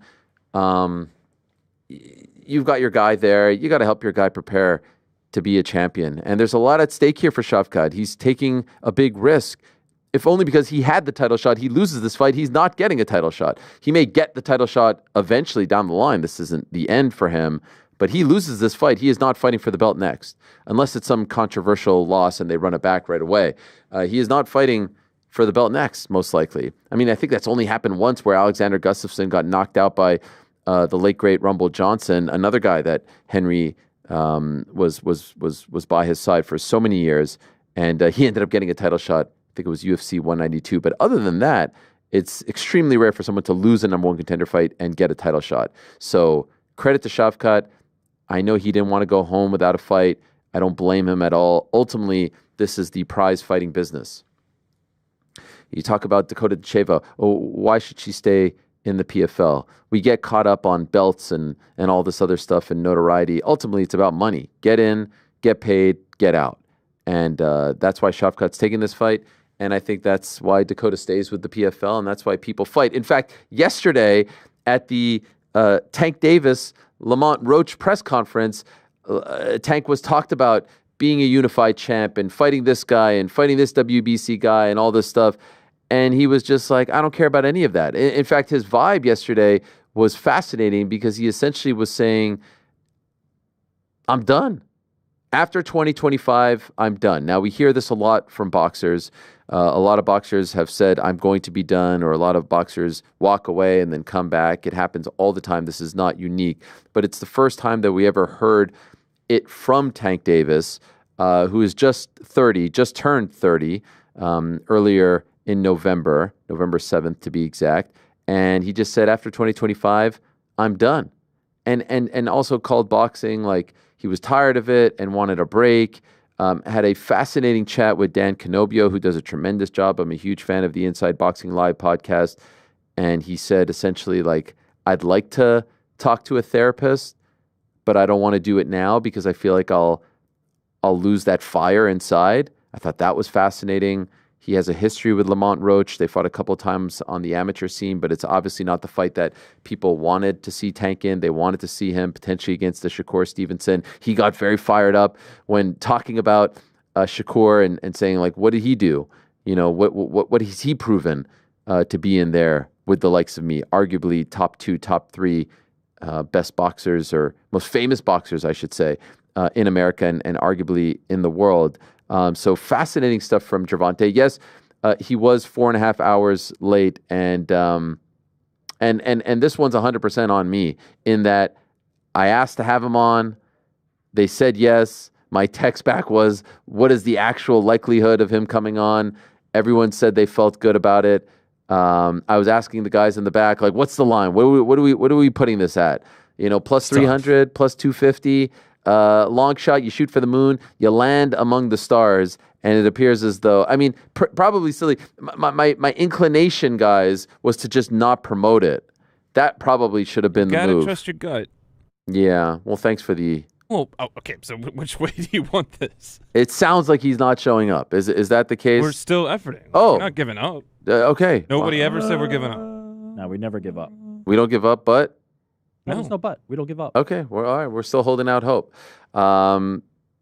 Not looking great at the moment, I would say. But didn't say it was looking good. Just said we're not giving up. No one's gonna lie to you. Speaking of not looking good, I keep looking at my phone because I get these Apple Sports notifications. I don't know how to turn it off. Yeah, you've seen the score. Well, they keep popping up. I think, yeah. I want. It comes in twos. I'm sorry. Golly. Yeah, halftime. What happened? What's the vibe? What's going on? Well, the vibe's definitely not good. I'd say it's very similar Bleak? to the tank situation. Oh God, thanks. Down 2-0 halftime. Kevin De Bruyne, 31st minute. I think they scored in the 7th as well. Yeah, they jumped out early. Bernardo Silva in the 8th. We might be trying harder to get Tank than. Wow. Yeah, wow. Pep revenge game, I suppose. You know. Yeah, they were saying he was going to get sacked, and then he put up the 6. I have talked so much smack to my older son about this game. I'm going to hear it. Doesn't he not care about It's going to be even worse than you think. It's going to be worse than you think, Ariel, because Liverpool are losing. So that would mean that City they gain ground. They're losing to who? Who are they losing to? Newcastle. Isaac scored. Wow. Away or home? Newcastle. They're playing Newcastle. Of course, we all know that Liverpool has only lost once at Anfield this year, and of course that was to the Tricky Trees. How's United doing? 0-0, but disallowed goal already. So, how do you feel about these Wednesday fixtures? Love it. It's Christmas, man. Yeah, a little midweek action. Want to give a big shout out and a lot of love to our guy Ariel Helwani, who is presenting on Prime Video the Chelsea Southampton match. How's that one looking? 3-1 Chelsea. All right. Ade told me Southampton too. Pretty incredible. Ade told me that he is the first black presenter for Premier League football in the UK on any network, and so he has made history. He did this last year for them as well. Presenter being host for the non-European crowd. That's a huge shout out. Fair play to him. Yeah, that's a huge deal. He's killing it. Yeah, and very worthy of it. He is extremely knowledgeable. I don't know if they say to him, stick to boxing over there. How dare you speak of boxing? But he certainly deserves it and does a great job. And I wish I could be watching him. He's a Liverpool fan, isn't he? He's a big Liverpool guy. Yeah, that's right. Yeah, he's a Red. Nevertheless, it's halftime though, and we all remember, of course, when I went to Etihad Stadium to watch Forest versus Man City, and 5-0. 6, I believe. Holland had a hat trick in the first half. He hasn't even got going yet tonight, mate. Different days. Different days, all right? Different days, different formations, different players, different personnel, different manager. It's tough with the manager stuff, right? You say manager, you say coach, you say trainer. I say in football you say manager, yeah? Yeah. In boxing you say trainer. In MMA we say coach. Well, you can say coach in boxing as well, no? I feel like they say head trainer. Yeah. In basketball, I don't think they're as upset. In basketball, you say coach. In baseball, you say manager. In football, you say coach, meaning NFL football. In hockey, you say coach. It's hard to keep up. I wonder why in baseball and soccer do they say manager? I wonder why. Is it because you're managing things? It's a little more tactical. Why is that? I don't know. I never thought about it, Ariel. And PT, what do you call like a running shoe? Oh yeah, a runner. Okay, how about like a sneaker? A runner. And wouldn't you call them trainers? What is the? Never. Yeah, what are trainers? Is that more of a British thing? They're all just runners. Like, so they're running runners. I'm not the only one that thought they called them trainers, right? Yeah, I thought he was going to say trainers still. I think he's avoiding saying I never say trainer. It sounds weird coming out of my mouth, trainer. I think in the UK they say trainer though, for sure. But in Ireland everything's just runners. You have runners and you have shoes. Shoes are leather ones. Runners are the non-leathers.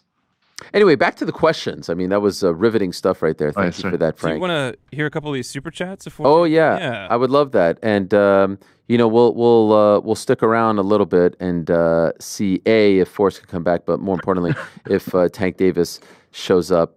Great article, by the way, on his tardiness on uncrowned.com by the great Keith Idek. I suggest you check it out. Not that I'm saying that he's big timing us here, but we're at the 2.5 hours, so we still have 2 hours to go. Anyway, Frank, what do you got? So Derek the Dad, who has asked 10 super chat questions, that's of note. Will New York Rick and GC ever get to ask the fighter questions during the AH show interviews, sort of like the Pat McAfee show and his crew? Oh yeah, I'm totally down with that. And there have been some times where I've thrown it to the guys, but my feeling is, and correct me if I'm wrong, guys, I feel like you don't really want to do this. I do not. Okay. Yeah. I mean, it just feels like it's going to lead to the fighter being like, who the fuck is this guy? You mean like Jorge Masvidal yesterday? Yeah. Where did you guys? Yeah. He didn't say who the fuck are these guys. He said, where did you find these dorks or whatever? Yeah, that wasn't nice. That's all right. I had your back though. Yeah, I'd call us dorks. You had our back for sure. Yeah, this is man. like when we're talking about the Frotch thing and yeah. You're about like, the you unity guys don't and have all my this stuff. back. You don't have my Frotch. back. Yeah, that was. And then that you go on a public domain and you're like, I don't even. Know I would who the fuck these literally guys are. walk in front of a speeding train. Correct. Right? You had an opportunity to be like, they're not dorks. To push they're us my onto guys. the tracks. You walk in front of us. And you threw us as far as you could under the bus. You have no idea what was said. I said, Jorge. Nah, we don't need all that. You wash your. Now, were you talking to Jorge or Abe or who was actually tweeting? No, I believe that would probably be his new manager. Oh, who is that? That would be my old friend Ali. Oh, I mean, I don't know. Were you trying to walk me into that one, or did you? Compliment. No, I mean, then yeah. What more needs to be said? The answer to the actual question is, like, you're the best in the business. What could I possibly contribute to that interview that would be additive? If there was ever a rare scenario where I felt like that, I guess I'd feel empowered to do it. But it really, there's not a scenario where I feel like it would be additive. It just doesn't really make sense. I do believe in, and this will sound very pretentious. I've talked about this a little bit. I do believe in the art of the interview, and I there's a sort of like a roadmap. And actually, this is the challenge, fun challenge of doing a show with Ade where we're interviewing fighters or personalities or managers or promoters, whatever. Because you don't share the same brain. And so we actually will speak to each other during the interview to break the fourth wall. You go, I go, so that we're not stepping on top of each other. We're not talking about what we're going to ask, but you try to follow a map, right? As opposed to asking a question about this and then skipping to that and then coming back to this. I see it all the time when it's a 2-on-1 interview. And so that makes it tricky. I think McAfee does it in a good way. And I think he does it in a way where he'll have a long conversation and then he'll throw it to the guys for some sort of offbeat question. And I'm certainly not against that in any way, shape, or form. But I think if the guys had something to say, and sometimes they've been included, we just had GC yesterday say something to Shavkat. So I'm not. Shavkat stamped. He loved the hat and the best remark. Also, let's be real. This is not the role, right? Yeah, I mean, you guys are doing a million other things. No, well, there's that part, but there's also, if I had something that I thought should be asked, why would I not just give it to you? Why would I not say, hey, this is something to potentially ask about? Yeah, great That's point. what the producer is supposed to do. This is just not the role. You're in that chair for the reason. I'm here to chat shit. It doesn't really make sense. I'm not here to ask questions. Yeah. Other than for us to get, publicly shamed by Jorge Masvidal. That is what we're here for. Here's an interesting one. Shooter McGavin.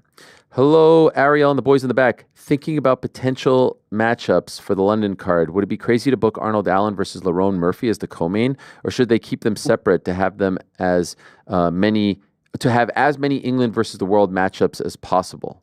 What do you think, Pete? I think those kind of fights are great, just based on Irish MMA over the years. The ones that elicit the most passion are two guys from the same place fighting each other. So I think that would be really cool. They're obviously in the same kind of proximity of featherweight too. I'm not opposed to like the thing is, like, you can make compelling matchups for both. Like, it's not a situation where like these guys need to fight each other, but I do feel like that always elicits the most emotion when you're forcing the fan base to basically pick a side. It's always magic.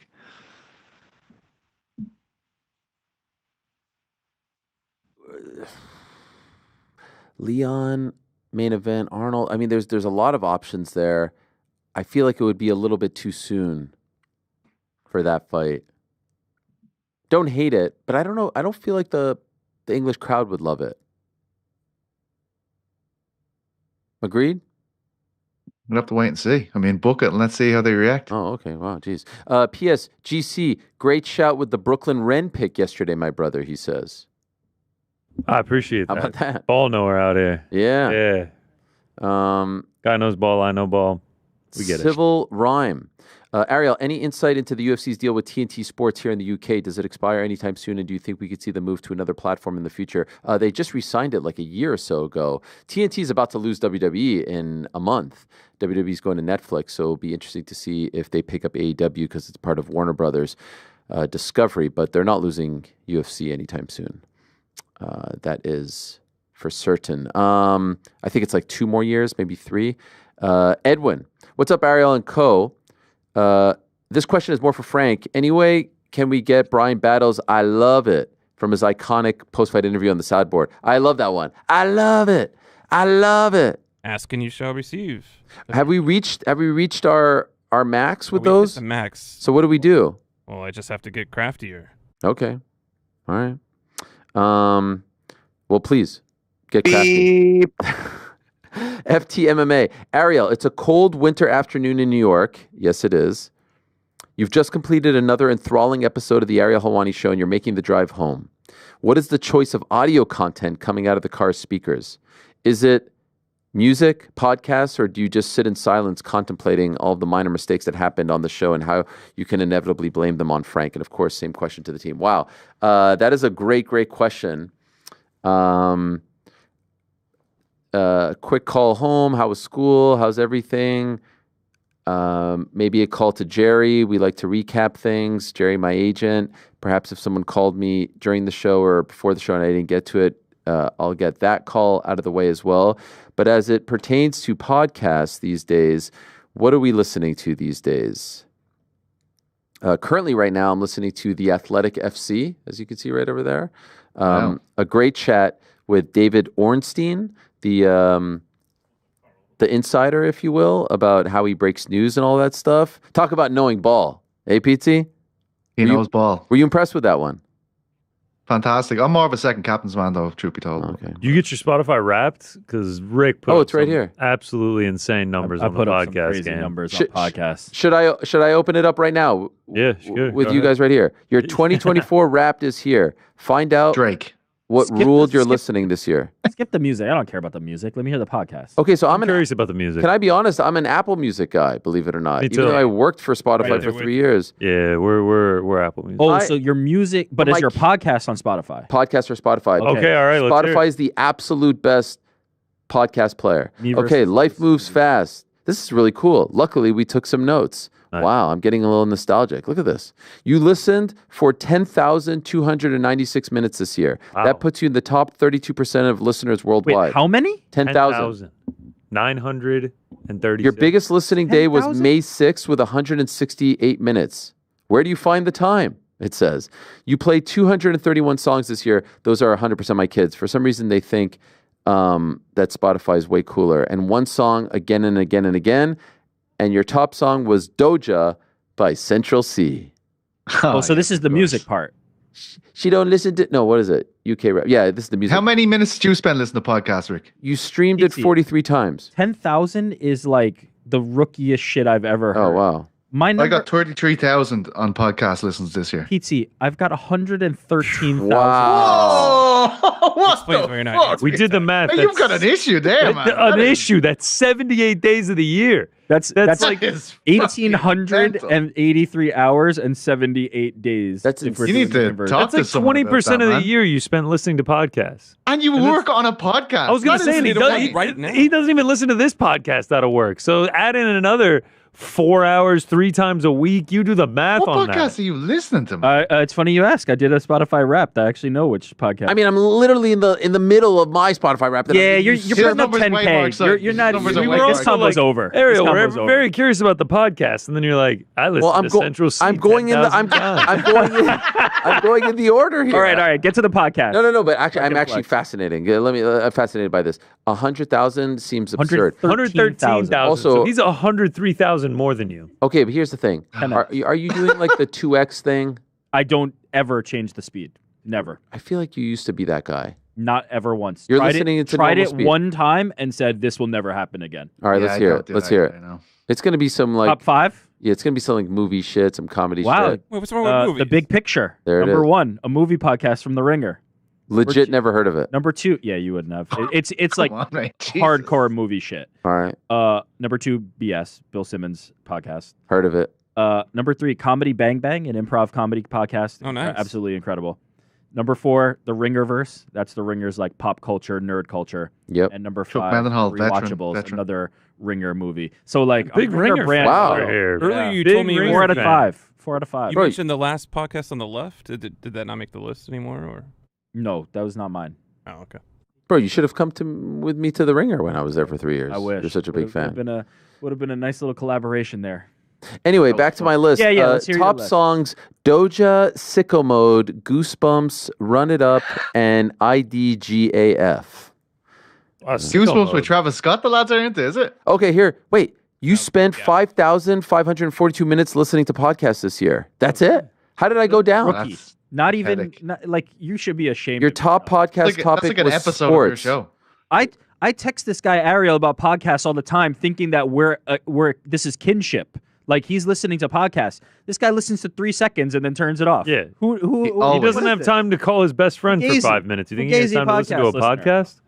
You call yourself a podcaster? What is this? 5,000. If you do send Ariel a podcast to listen to, do you ever notice he just says whatever they say in the first minute? So you think Clearly. he's- Wow. 5,000. Crazy.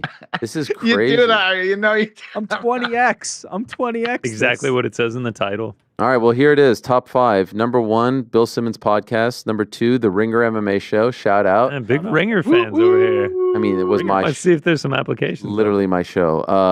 Number 3, The Ringer Wrestling Show. Number 4, The Ariel Helwani Show. And number 5, Call Me Back. That Well, is 3 of the top is Call Me 5, Back? or 2 of the top 5, you host yourself. yes. So you're just By the listening way, back to yourself. why isn't the MMA Hour on there?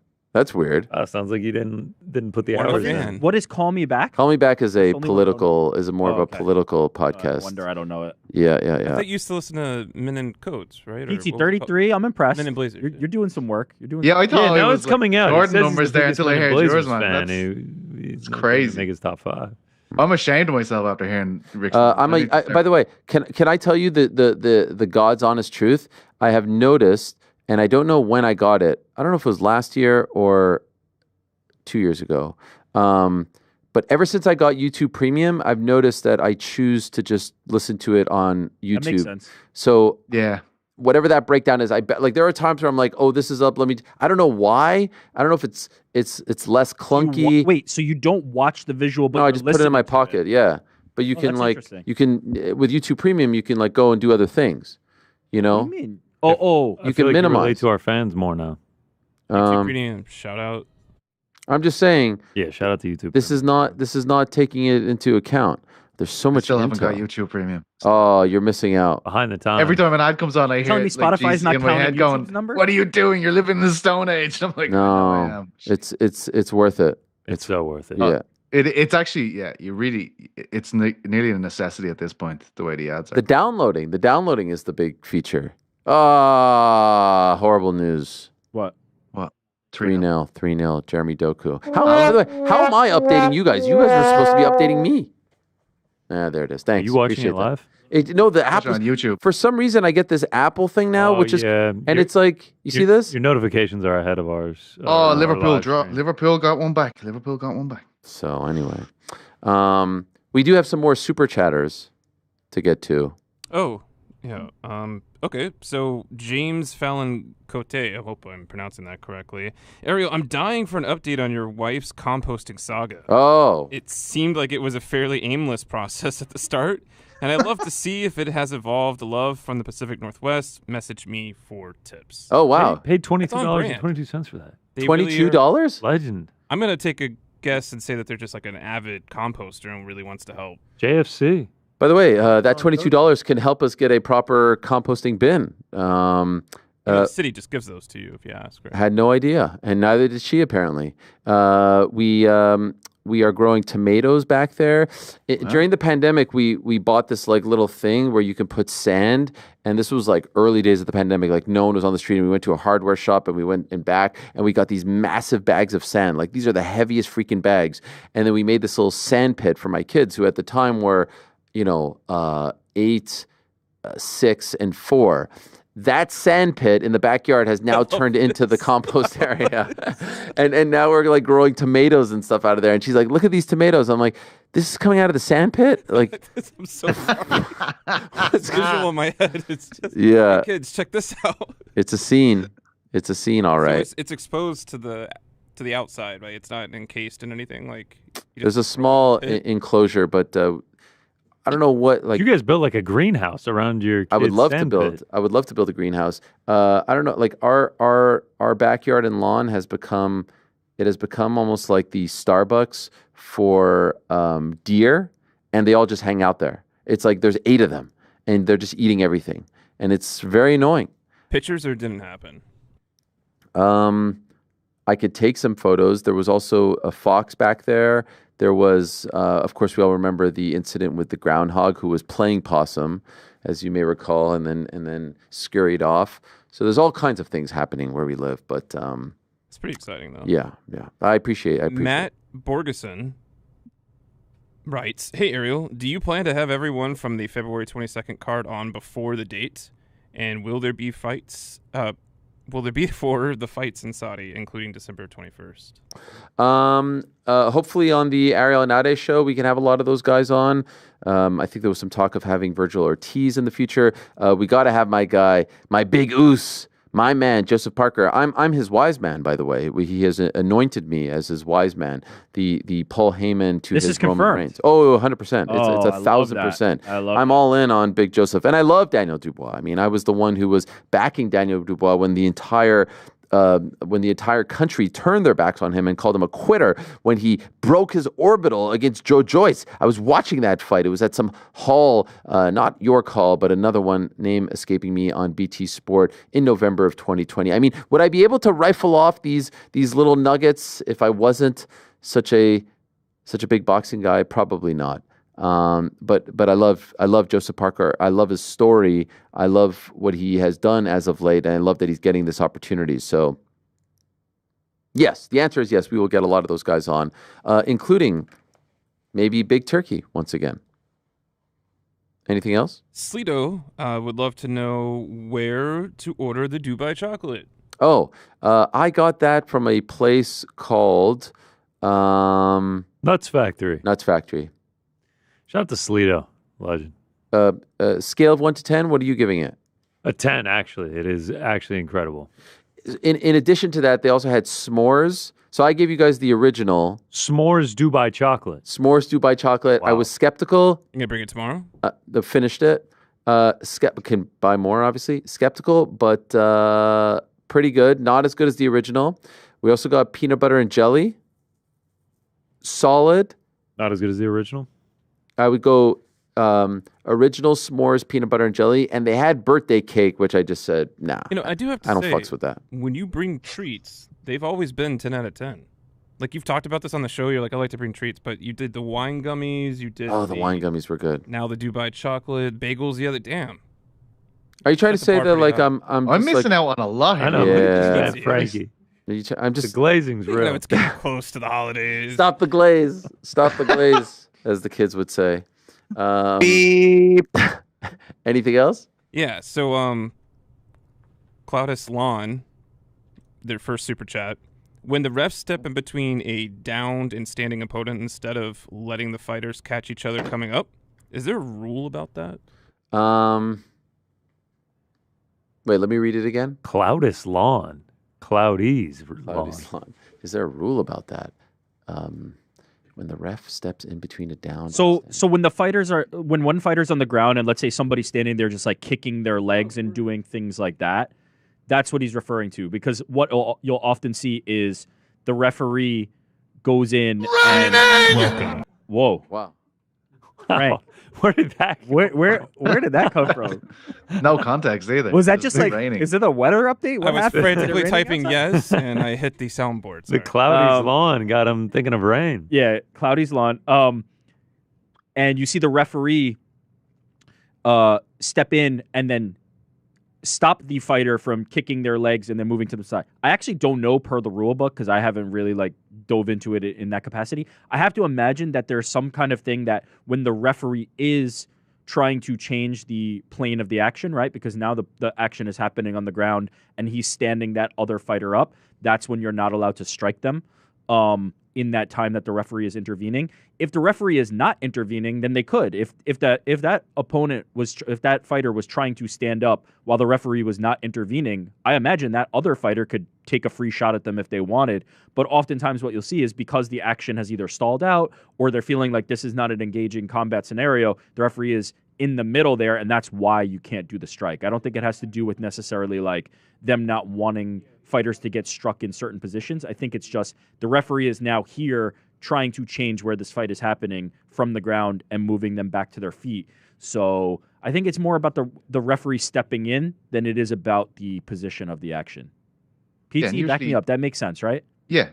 And usually the ref will actually look at the standing fighter to the point where they're like, do you want this person standing do you want to be on the ground with them or do you want to be standing? They're giving that fighter Make up the your mind. opportunity. We'll take a brief pause to get them both standing and back to action. Yeah. That was phenomenal. It's not necessarily, I think, about like them not wanting somebody to get hit. It's more about, are you guys going to be on the ground or are you going to be standing? That's the decision. Anything else?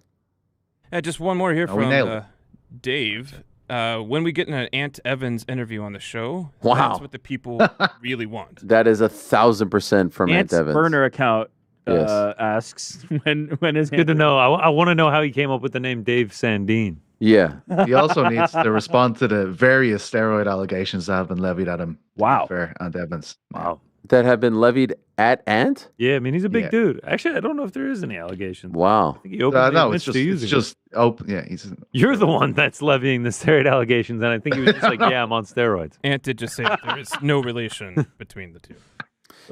Between him and Dave Sandine? Correct. Correct. He's like yeah, The 'cause Rock, he made for up the fuck's name. It's not a real person. Nobody believes me that he's 7 foot tall and 320 pounds. Oh, he's a beast. He's a tank, dare I say. He is a tank. We don't have the other tank, but he is a tank. Couple more. James Portland. Hola, Ariel. I've been watching these silly blind ranking videos on YouTube and thought of one. Can you ask NYR to blindly rank these people that have Jack in their name? If you're not familiar, you say one person at a time and have him place a 1 through 5 next to it. So you, like, I say a name and then you have to slot them. You get it? I missed the first half of this. Sorry. Okay, so it's a blind ranking. You know, it's a blind ranking. Oh yeah. I love with those. Jack in I've their seen name. those on TikTok. Okay. These are Wait, all. who's doing the ranking? You are or I? I'm giving you the name. You do the ranking. I'm doing it. Let's go. Jack Harlow. 5. BoJack Horseman. 4. Jack Della Maddalena. 2. Hugh Jackman. 1. Eric Jackman. 3. Yeah, that makes sense. That's perfect. Damn, I knew. You're not higher than BoJack. You're on fire. We found his burner account. That was sick. Flip Eric Jackman and BoJack Horseman. That was sick. Can I say something? Killed that. Who's BoJack Horseman? It's a cartoon. Netflix series, voiced by the great Will Arnett. My voice doppelganger, as some have said. Yeah. Wow, that's a I good. hear that. I can hear it. Deep but soft too. Like there's like a Sexy. sexy for sure. Sure. I had to do one of those Appealing. for boxing pound for pound with DAZN, and people got so mad. They're like, this fucking guy. Arr! It's impossible to get it right. A blind ranking is fun though because nobody's gonna blame you. You did a blind ranking and people got pissed. I thought you meant you did a voiceover and people got pissed. No. By the way, can you do like GMC? Can you just say like, can you do like a fake commercial right now, GC? I want to hear the. Oh yeah. The No, GMC. I need a script. I can't go off the dome. All right. Just like Will Arnett. Maybe on Boys in the Back. Exactly. Yeah, boys on the back. Hand me a script and we'll do something. My old friend Abhisek. Namaste from India, Ariel. There's a big rumor going around, and I'm hoping you can enlighten us and clear it once and for all. When Turki Alalshikh brings you to the same room as Dana, word on the street is that you'll point to the ground like Max and both of you will start swinging. This way you can finally bury the hatchet. Is there any truth to this? Absolutely not. I don't know who's making up these rumors, but I would never do such a thing. I am here. Peace and love, peace and love, peace and love. So it's gonna get awkward on the spaceship when you're on your way to the moon. Like it's what about that zinger, huh? He really got me with that one. My dad loved it, by the way. My dad was cracking up at that. My dad really enjoys those chats, and he thought it was good to make light. You see, I'm not that sensitive. I can make light of my issues. But one day we will all come together and sing Kumbaya. Last one, Matt Moe. Sup, Ariel? Question for you and the crew. What was the worst punishment you got as a kid from your parents growing up? I'll give you one. My mom used to hit me with the peek. She's going to be so mad at me for bringing this up, but it was a peek, and it was a sewing needle, and she would peek our hands right here. Wow, like when you got in trouble, they would do this. Yeah, legit. Like this is like old school Lebanon torture. I got the wooden spoon. You got the wooden spoon? I got the spoon. 100%. I got the clothes hanger. I got actually like my mouth washed out with soap one time. Oh, I've also had that. What did you say? Soap or hand like liquid? It was a bar of soap. Nice. Like rubbed it on my tongue and stuff. I don't know. I probably said the F word at like 6 years old or something. I had older brothers. It's tough. 6? Well, you're late. There's some spankings and stuff like that, but that was never the physical stuff was never the worst. It was like you can't go to this place. Yes, you can't go to this park. You can't go to this party. That was the shit I could not abide by. I would lose my mind. It was the I'm not mad. I'm just disappointed. The spanking. Nah, my parents were never disappointed. There's nothing worse than when the mom was like, "All right, I'm not going to do the spanking. Just wait till your father gets home, and then you just have to." Dread it all day. Yeah. Also, I would get the sandal. Like my dad wears. Throw it at you? No, like to the back of the hide. I see that on Twitter called the chunkla, right? I don't know what it is, but and he says chunk. My ma could take, like, say if you were running from her, say if you've done something, and you're like, shit, I'm gonna get out of here. My ma could take off a slipper. She did this once. I was running up the stairs and she threw the slipper and it caught in between my legs and I fell on the stairs. Wow. And I went all the way. God, that's good. Your mom is Batman. That is good. I'm going down the stairs and I'm just going, oh, fuck, like I'm just rolling down the stairs. She didn't have to tell you twice. She boloed you. She hit you with the little. My mom would actually do a thing like in public, like when she wouldn't yell at us and she would just scream me and like squeeze me in my brother's arms like so tight. To like get us to stop misbehaving. God, those are the days. I mean, don't do anything like that, to be honest. But those are fun times. We can now look back with great fondness and nostalgia at those days. All right, 2 more super chats. What do we got? Alec in the Slice asks, question for Frank and the rest of the crew: is anyone still drinking balls? Wow. The answer is yes. I will drink balls until I die. Is that true? In fact, when you get a heart issue. When you get the news that I died, I want the first thought to be, I wonder if it was the balls that did him. I won't wonder that, actually. I'll know that it's the balls. I think Carl would refer to these as the flats. I think he's bullshitting. I can't remember the last time I saw you with balls in the mouth. I don't think he actually even likes the drink. I cannot remember the last time I saw you with balls in your mouth. Well, you should come by tonight. Oh, my. I think Frank was the only consumer. I had it one time and my heart started beating funny. What is it? What the fuck is balls? It's just like an energy drink. It's BAWLS. Guarana soda. Like, come on, guys. Yeah. Terrence Leverett writes, have you ever thought of doing a referee minute segment where you ask former or current refs on controversial calls for MMA b-ball? We've had some refs on the show in the past, but they don't love to come on, and there's not a ton of them that are willing to do interviews and whatnot. So it's not a bad idea, to be honest, but hard to get them. Hard to get officials, judges, those cats. Hard to get those cats to come on. But it's a good idea. I think that is a fun one. I like those segments, like the doctor segment that we had, or talking to coaches or trainers, etc. I like that stuff a lot. Appreciate everyone who has sent us some super chats, some love. Appreciate all the questions as well. Yesterday, by the way, I mentioned the Eddie Alvarez versus Jeremy Stevens face-off, and I was sort of talking about what was being said between them. We have the audio and the video right here. It was pretty good stuff. Take a look. Brittle bitch hands, what I hear, dog. My hands fucking break jaws. I'm gonna break your fucking jaws. You're 40, then relax. It's in the wrong fucking spot. Bullshit, bro. You fucking know it. I promise you, I promise you. Every fucking training session, every fucking day of your life. You lost way too much to become bullshit. You lost way too much. Every day of your fucking life was a waste of fucking time. For January 25th, I'm gonna fucking smash you. You'll never be the fucking champion. You're all done, bud. You're all done. Too slow. Too slow, too stiff, bud.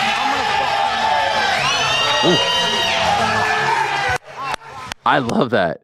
You ain't never been a champion. You ain't never going to beat a champion. You've lost way too much. Spicy stuff right there from Eddie Alvarez. That was phenomenal. That's January 25th. We are spoiled. There's a lot of fun fights coming up. March 1st is Tank Davis, Lamont Roach. This was the face-off yesterday in Brooklyn, New York.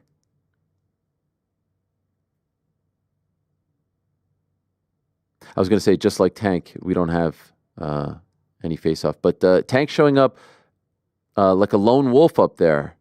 No trainer, no real promoter up there by his side. Some intense stuff. He is must-see TV. There's no doubt about it. One of the hardest-hitting fighters in the world. He packs a punch.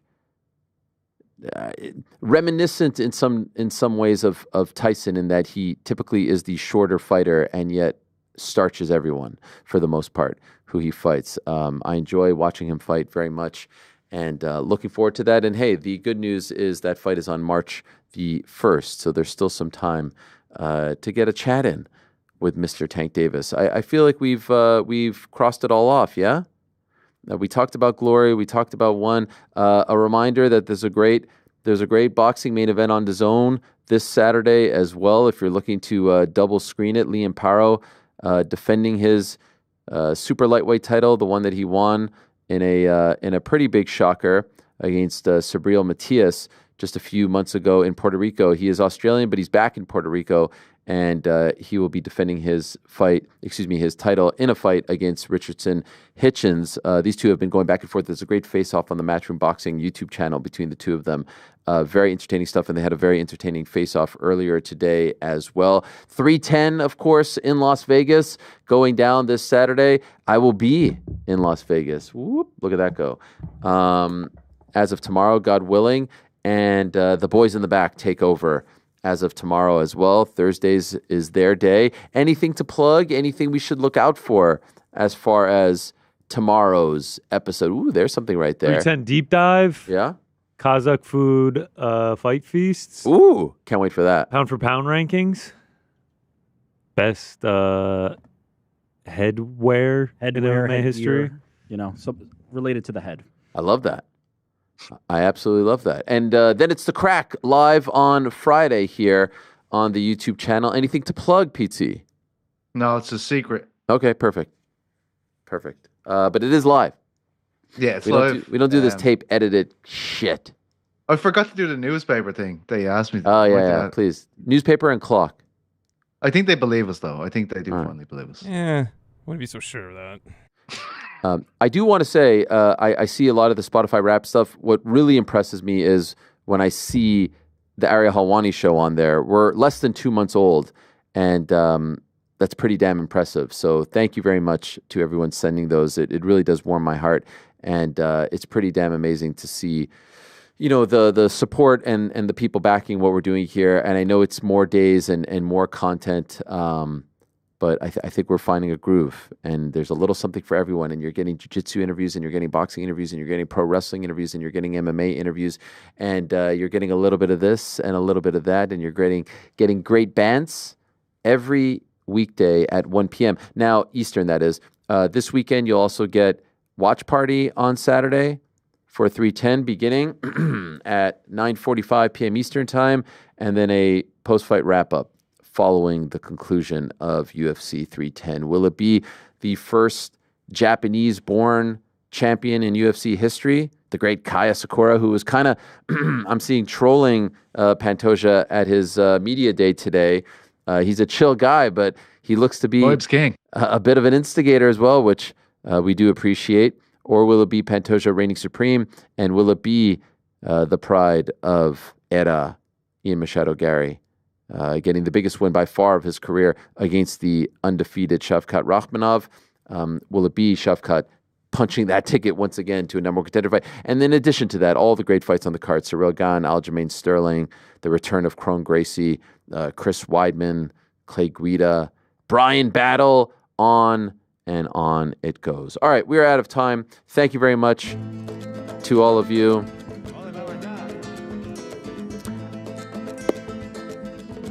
I always get bummed when we promise things and people don't show up. I shouldn't get so bummed. I think our track record speaks for itself, but I do want to apologize for that because I should have known better. But that's what happens when you do a live show, and we're one of the very few live ones that have guests back to back to back, everyone showing up on time. These are going to happen from time to time, especially as we are establishing ourselves in other worlds.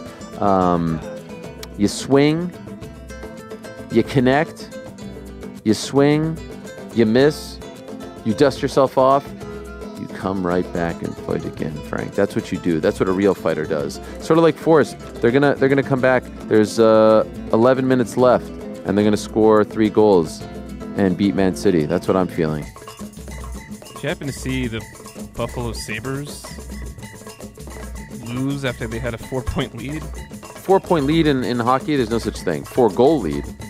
Thank you. No, is that recent? I think, just yesterday. Oh, wow. Are you a big Sabres guy? No. Oh. For that reason. You just saw it through the wire.